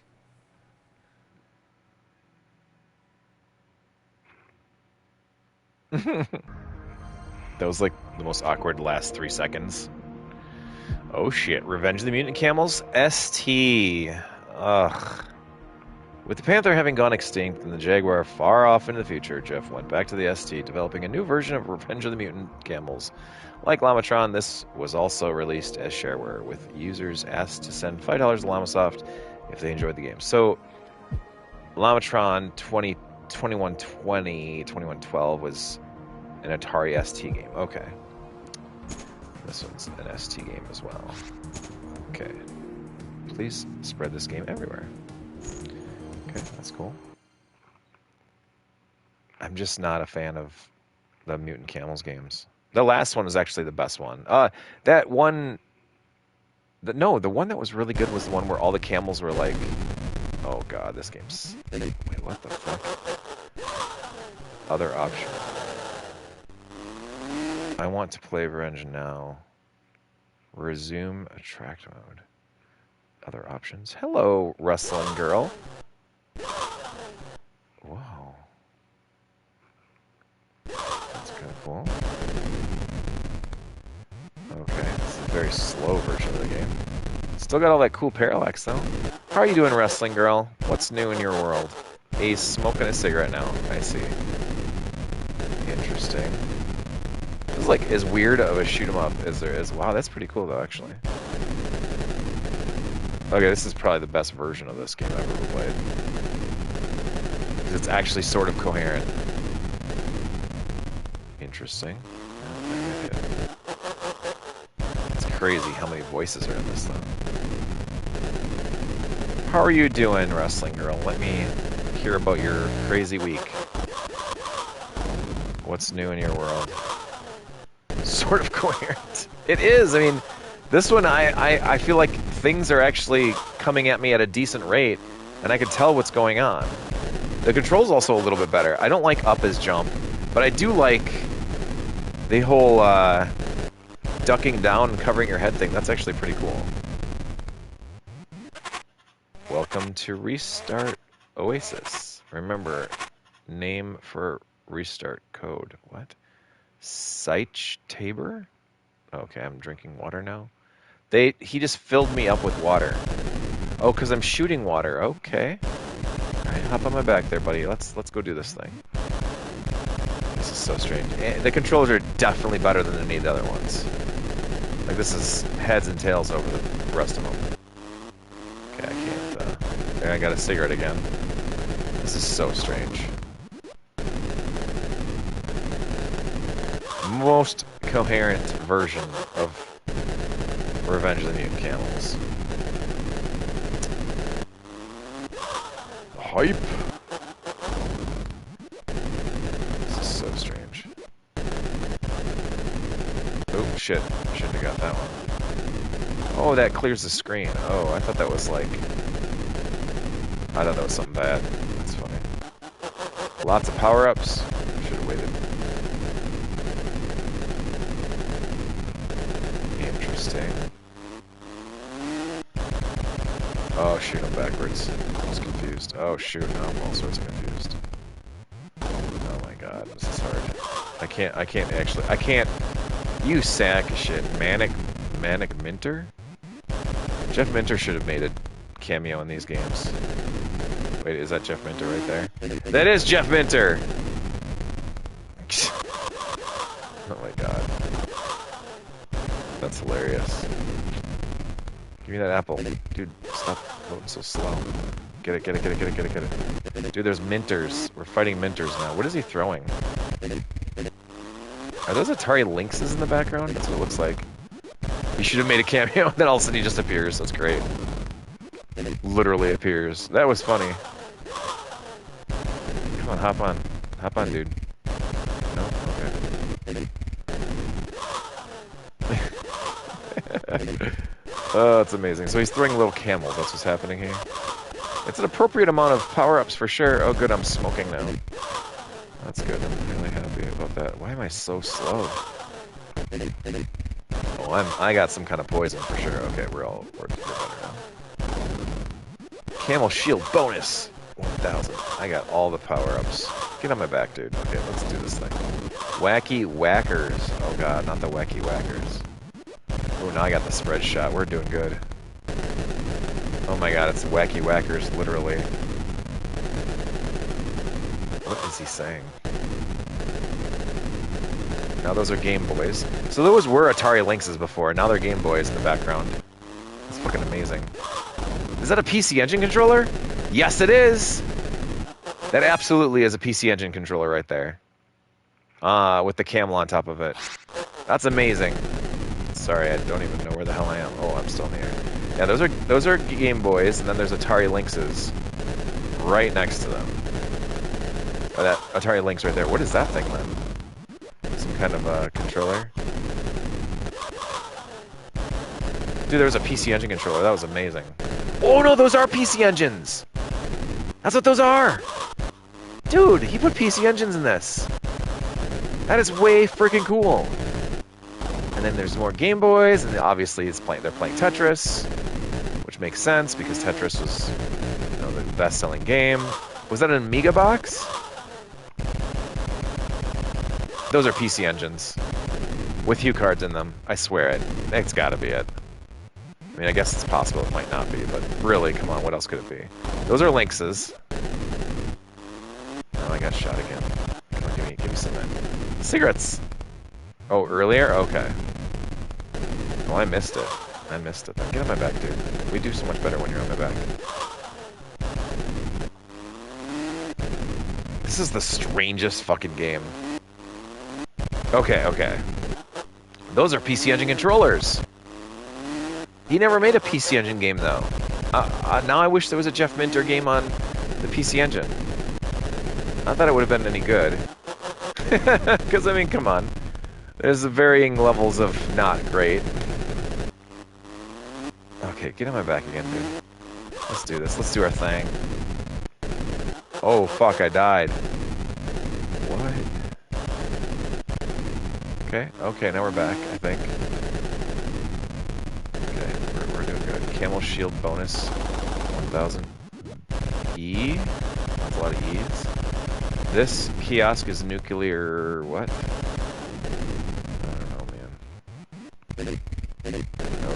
Oh shit. Oh no, we're in the Doctor Who Yak. EA Sports. It's in the game.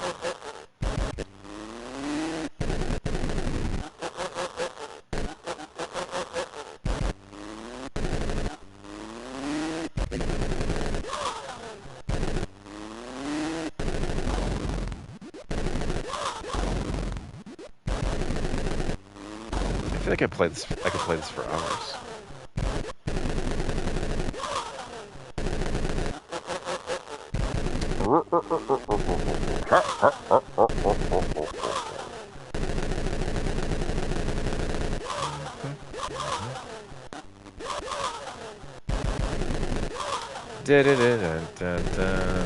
Alright, sorry. Fun. Revenge of the Mutant Camels. The Atari Jaguar, released in late 1993, Atari's final game console, was the successor to another machine mentioned earlier in this timeline. The Panther? No. The Connex Multi-System, which was based on the Flare 1 technology, while the Atari Jag was actually the Flare 2. Twin 32-bit processors leapfrogged the 16-bit technology on the market, but in the end it was not a commercial success. Damn. No, it was not. And we know Tempest 2000. Widely considered the best game released for the Jag, and it was. Tempest 2000 was the perfect marriage of Jeff Minter's two loves: trippy light synthesizers, style effects, and arcade shoot-'em-up gameplay. Look at that. This is a great game. And I actually own the real Tempest 2000 as well. Ooh. Inside the Tempest. Interviews. When the Jag came along, I fell for it totally, and Atari offered me the chance to bring it up to date. One of my all-time favorite classic game designs, Tempest. The result, most people would agree, weren't too shabby. So Atari, Tempest 2K does rule. So Atari gave me the shot I needed to complete my return from the wilderness and back to the mainstream. Tempest 2000 ad. I remember this ad. You. That's you. Right there. Kill everything else. Kill everything. Bomb the living jeepers out of those horses. Thanks to Atari giving me that break, the name of the yak is known by people who never had a C64 or an ST, and there are a few more people on the planet thinking about llamas. Alright, let's look at this guy. I believe this is on the Atari 50 collection too, as it should be. I think Jeff has one a of the greatest fascinating games. history with Atari. There's no escaping the fact that Atari have been an incredibly important part of Jeff's career. I mean, obviously Jeff has a huge soft spot for Tempest.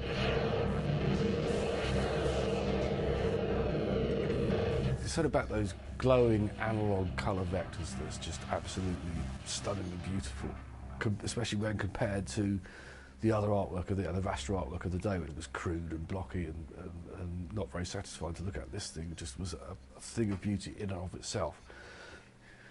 And it made a deep impression on me. Tempest was a game which never really made it over to the home systems of the day. You could have Donkey Kong and Space Invaders and all the rest, Pac-Man, all those made it out, but Tempest was something special that never actually made it through. When he had the opportunity to work with Atari, and they said, who wants to make the next Tempest game? I mean, I'm assuming he was just there at the meeting just going, me. I was at a stage where I had a pretty friendly relationship with Atari in the UK and in the US, really, and doing some stuff on the ST. It got me into the Jaguar on the ground floor, really. I went to a Jaguar DevCon and then got developers to come along and hear about it. And they said, we've got various IP we'd like to put onto the Jaguar. We'll read out some names. If you're interested, stick your hand up. And they said, Tempest. Tempest. I stuck my hand up. At that point, I'd never done any 3D stuff either. I'd never done any vector stuff. I'd never done any polygon stuff. So I was actually a bit scared doing it. I thought, because I don't actually know how to do any of the things that you need to be able to do to make that game. Well, I was able to get enough together to be able to do this game reasonably well. I got the basic Tempest working on that and was just doing outlines. My producer was trying to edge me towards doing solid graphics, and for a while I didn't want to do that. I thought I'd rather have a higher frame rate and keep the wireframes. But he was quite correct. He pushed me towards doing the filled polygon stuff.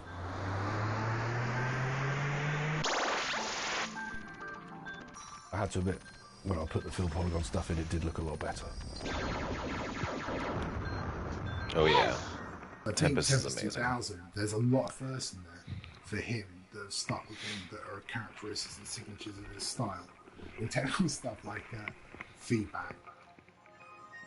I discovered the visual feedback effect I had in Tempest 2000. Quite by accident, One Monday morning, as I'm getting up sitting at my breakfast table and thinking, what would happen if I plugged the output of the Blitter back into itself? And came up with this lovely sort of feedback. I then spent the next 2 days playing about with this game. Whoa, this is amazing, this is really trippy. He managed to make certain aspects of that game look organic rather than digital, and like dynamic rather than just like static. It wasn't a bunch of 2D sprites flipping through frames, it was like an algorithmic expression of math up on the screen. And those things are new. Probably pick up a Jag cartridge again someday. I still have a loose console and technically brand new controller that probably need a key part some love. Yeah. Of what he does, making math beautiful.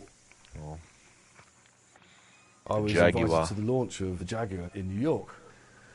Towards the end of the evening, I was hanging out with one of the main system architects of the Jaguar. 64-bit interactive. And he started telling me how he thought Tempest wasn't very good. He said it really didn't show the potential of the Jaguar. He said Atari only really have it on their list as like a make-weight game. It's not going to amount to anything. It's a bit rubbish. You know?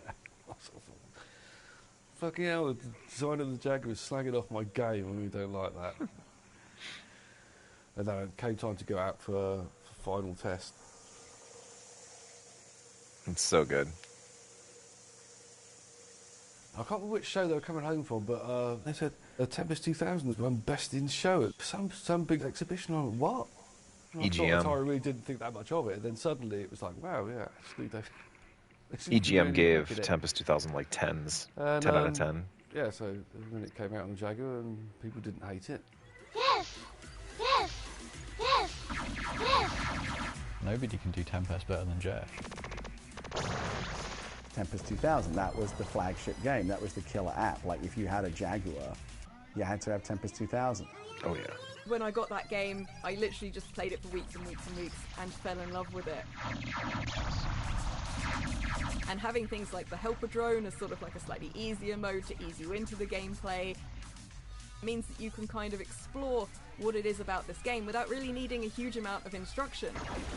It just basically is the perfect thing to create a game that is very addictive, very rewarding without being too tough but still incredibly challenging. Super Zapper Recharge. Jeff took the idea of Tempest and turned it into something that was so much better. I think for many people, the Atari Jaguar was just a Tempest 2000 machine. Yep.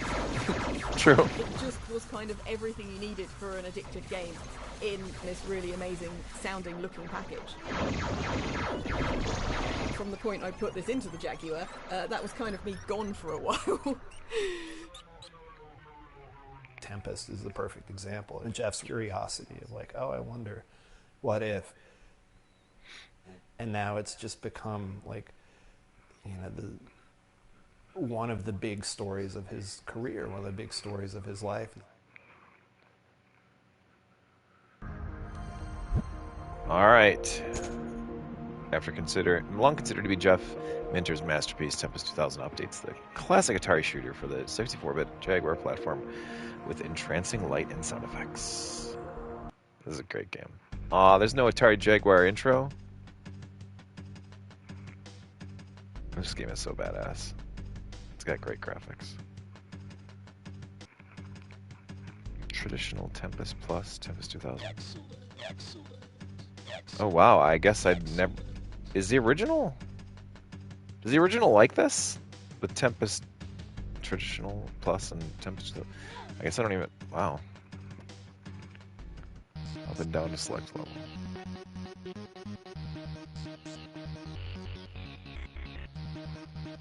Let's just stick to the original. I love the music in this game, it's so freaking good.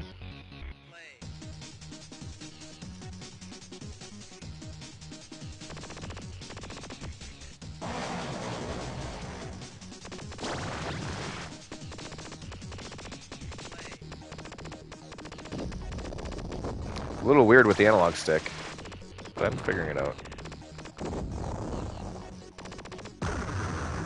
Shot you.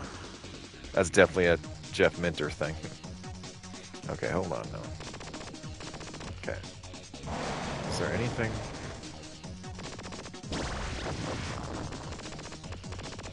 Ugh, I missed it.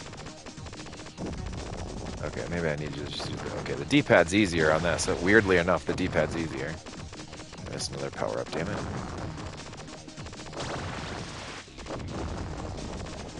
Because it actually plays more like the original Turbo, or the Atari Jag version. With the, power up, finally. Give me my thruple or give me death. How's it going, Pay the Toll? How are you, my friend? Playing some Atari Jaguar Tempest 2000. Love the fucking soundtrack on this game. It's so good.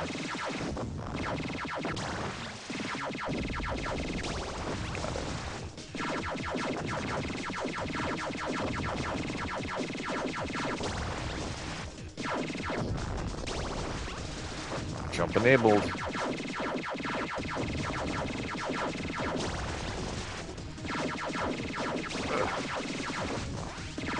Got it.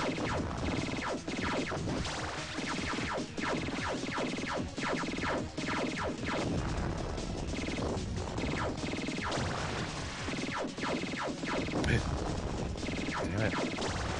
I'm the worst. There we go. Got the droid. Dang it, I keep missing all the items. I'm such a dumbass. Teacher dumbass. Gas game's super zapper recharge. One up.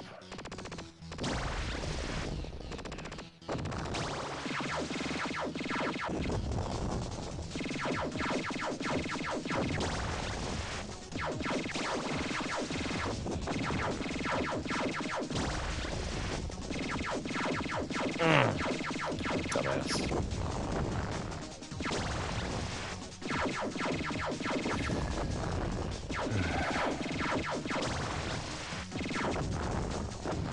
Take it, I missed it.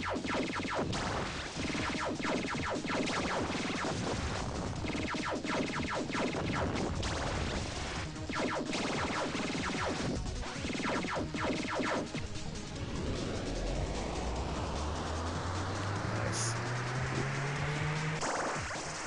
Super Zapper Recharge. Oh yeah, I like this level. And I can jump. Oh no, I can't jump. Why can't I jump? Oh, that sucks, I can't jump. Scheiße. Bit the big one there. This feels like a majorly, like, more accessible version of this for some reason.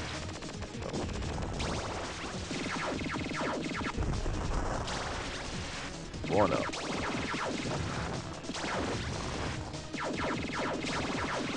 Jump enabled, okay.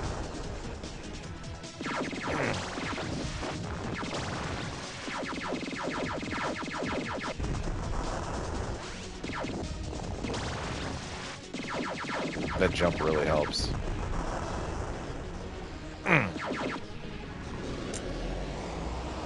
So good. So frickin' good. This game, well, there is sort of a reimagined version of this on the Atari 50.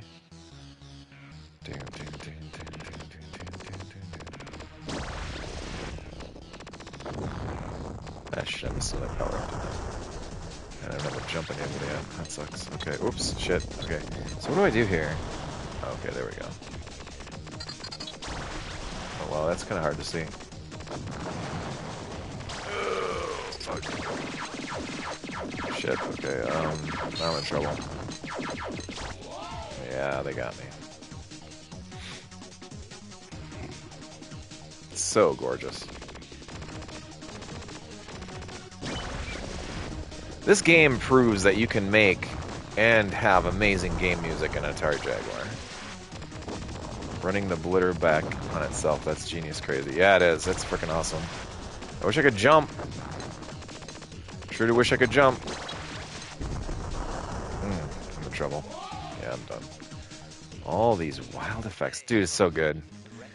At EverCon, we had 50,000 was on par. See if I can get to 50,000. I'm in trouble. I don't think I'm making it to 50,000. Get that dick. Oh, shit. Oh, fuck. No. Nope. I had a bogey. Yeah, it's so good. No first down, huh? Or first down. No high score. Were they playing football there?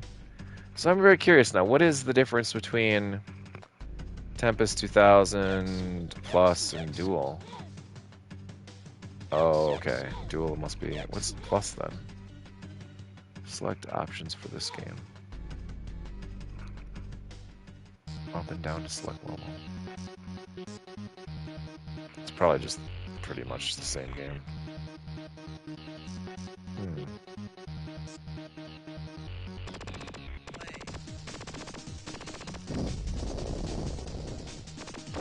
Yeah, I love the music in this game. So freaking amazing. Uh-oh. Shit, shit, shit. Okay. I wish she had the ability to jump all the time. I'm sure many would think that that would make the game too easy, though, but I don't care.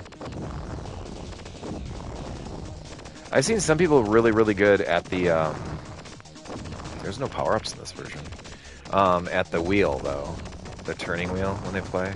But there's, like, no power-ups. That makes this version a little more difficult. Shit.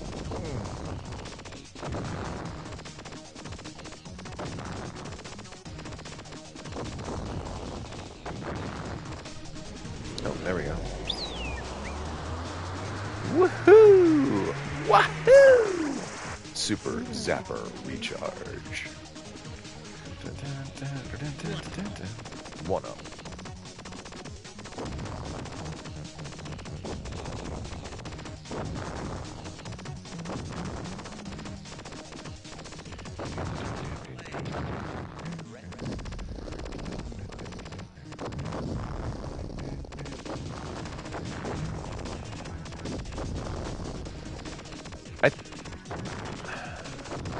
I don't know if these if the bad guys are moving a little slower or not. So this is Tempest Plus. Like, I don't know, it feels slightly like I'm doing better, or I'm just, they're easier. There are no power-ups though, so that's a big difference. Ah, shit. Okay, I can still do the bomb roll. So I haven't died at all. Right? Yeah, definitely slower. I haven't... Like, nothing bad's happening to me. Let's see if I can do it. Even the backgrounds are moving slower. Oh, okay. Oops.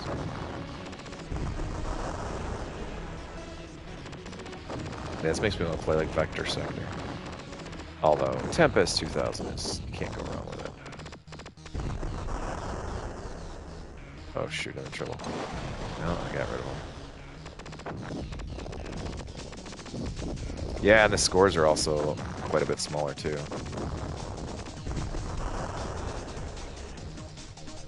Yeah, it's a lot easier to move around with the D-pad. The analog stick is not as intuitive. This will be the true challenge here.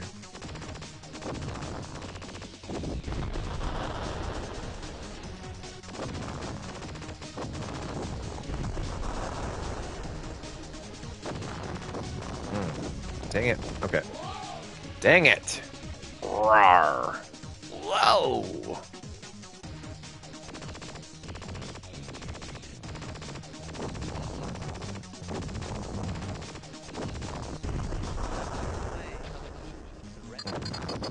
Come on.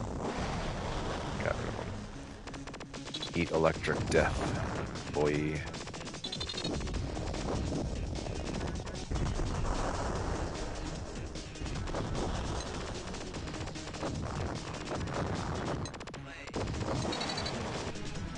Oh, avoid the spikes. Okay. Oh, did I avoid the spikes? I think I did. Super Zapper Recharge. Triangle fun.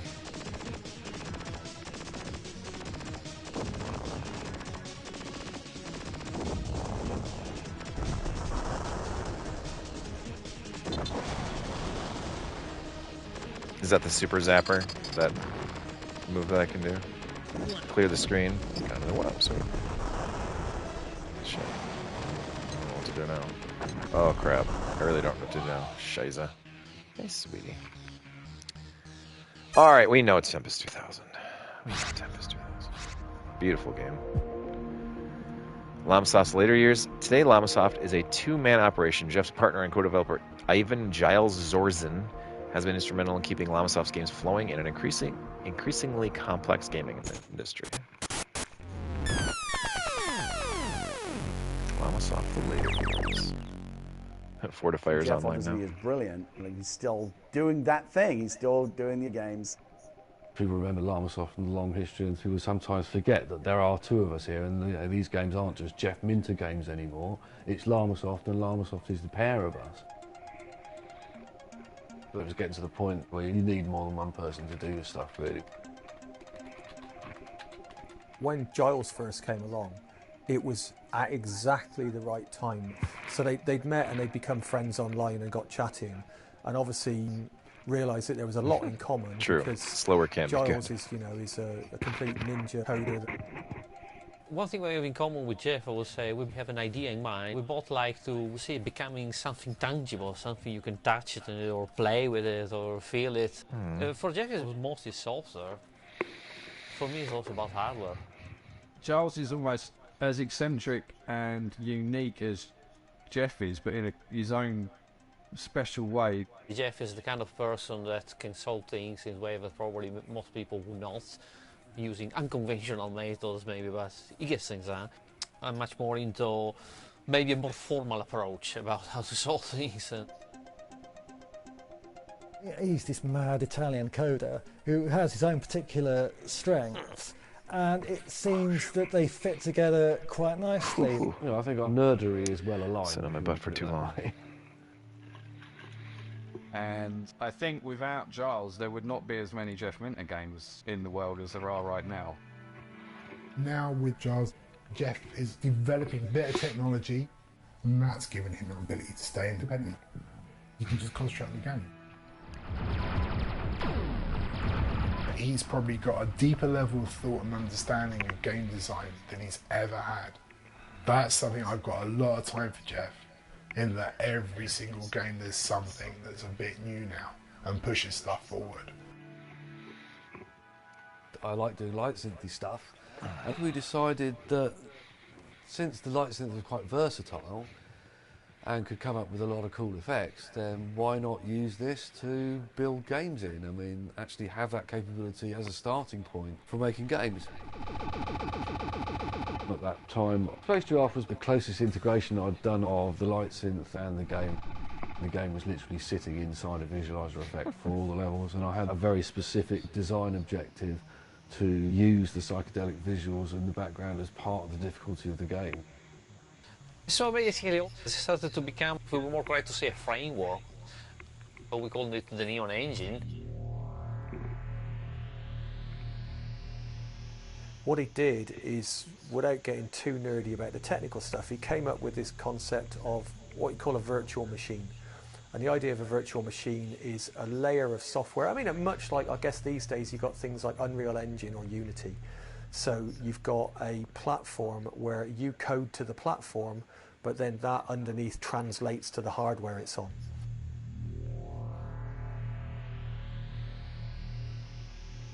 And it makes my life easier because I just code to the Neon Engine, and he makes sure that it works no matter where it gets deployed. So we had like a subset on the Vita, we've got it on the PS4, we've got it on the Xbox One, we've got it on the PC. That's really cool.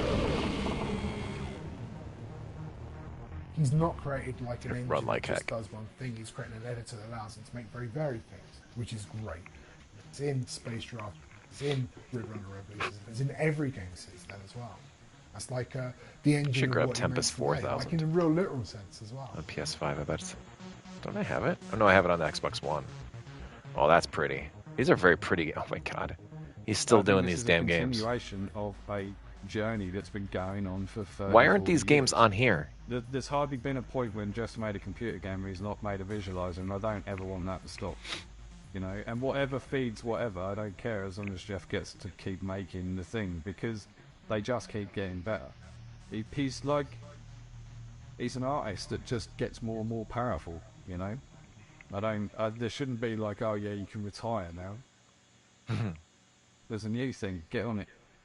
Yeah, like job's not done. Oh, it's so crazy. It is a fantastic ad for his other games. That's very true. Heart of Neon. The Yak is back. While our story ends here, the history of Llamasoft will still be written somewhere in Wales.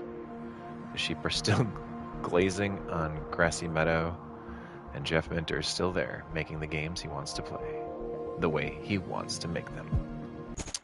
All right, let's look at this last one.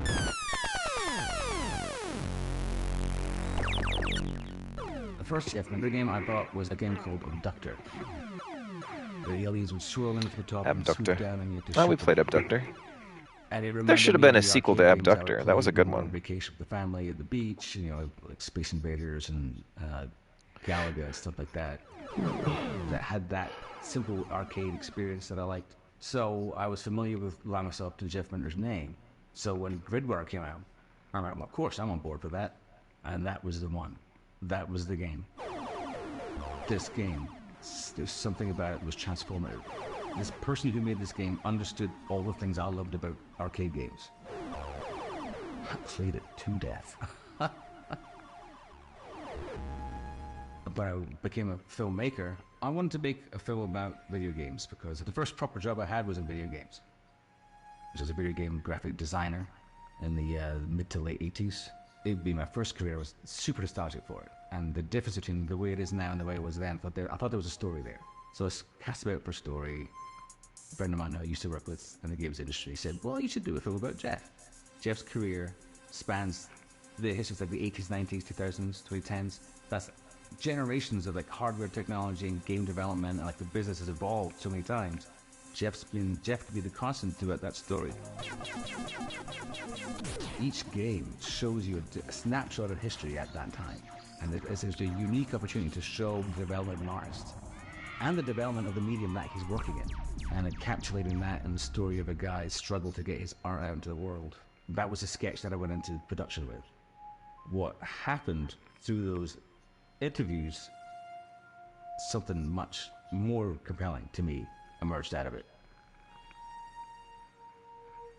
I was aware that Jeff had done a light synth.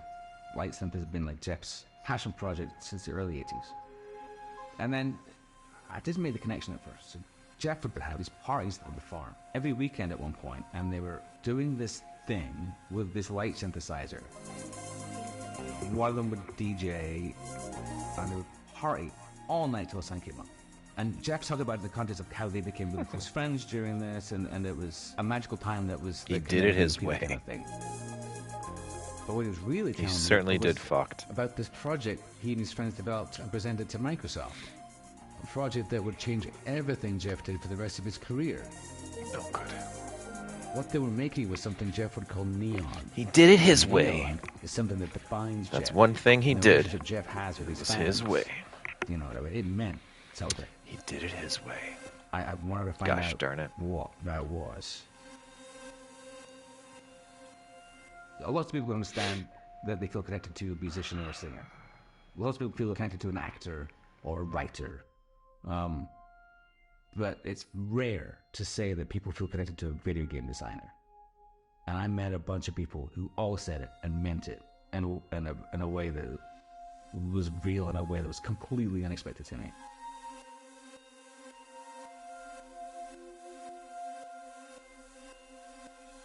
I think the story of Neon is a story about someone who never gave up. And I think we all need that.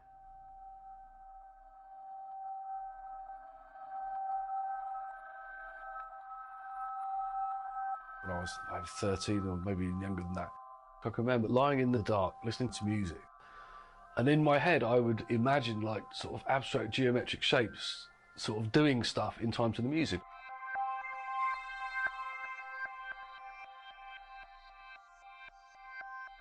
I was like 14 years old, sitting there daydreaming in my English class. You know, people daydream about being a rock star and playing the guitar on the stage. I was daydreaming about doing something I didn't quite know what, but with big screens with stuff happening on them and lights going off. It's just there as part of my imagination. It's a kind of voluntary synesthesia, maybe you'd call it. And I always wanted one day to make a machine that would let me somehow perform these things that I have in my head and put them out on a screen for other people to see. After I'd been doing video games for a while, I just thought, why don't I try making this light instrument? And that became this 4-player interactive light synth. And that could have been the start of something extraordinary. The main problem was that I could never sell it, because nobody knows they want it, and they won't know they want it until they've actually tried it. So in the end, the only way I've been able to develop the techniques is by bringing it into video games.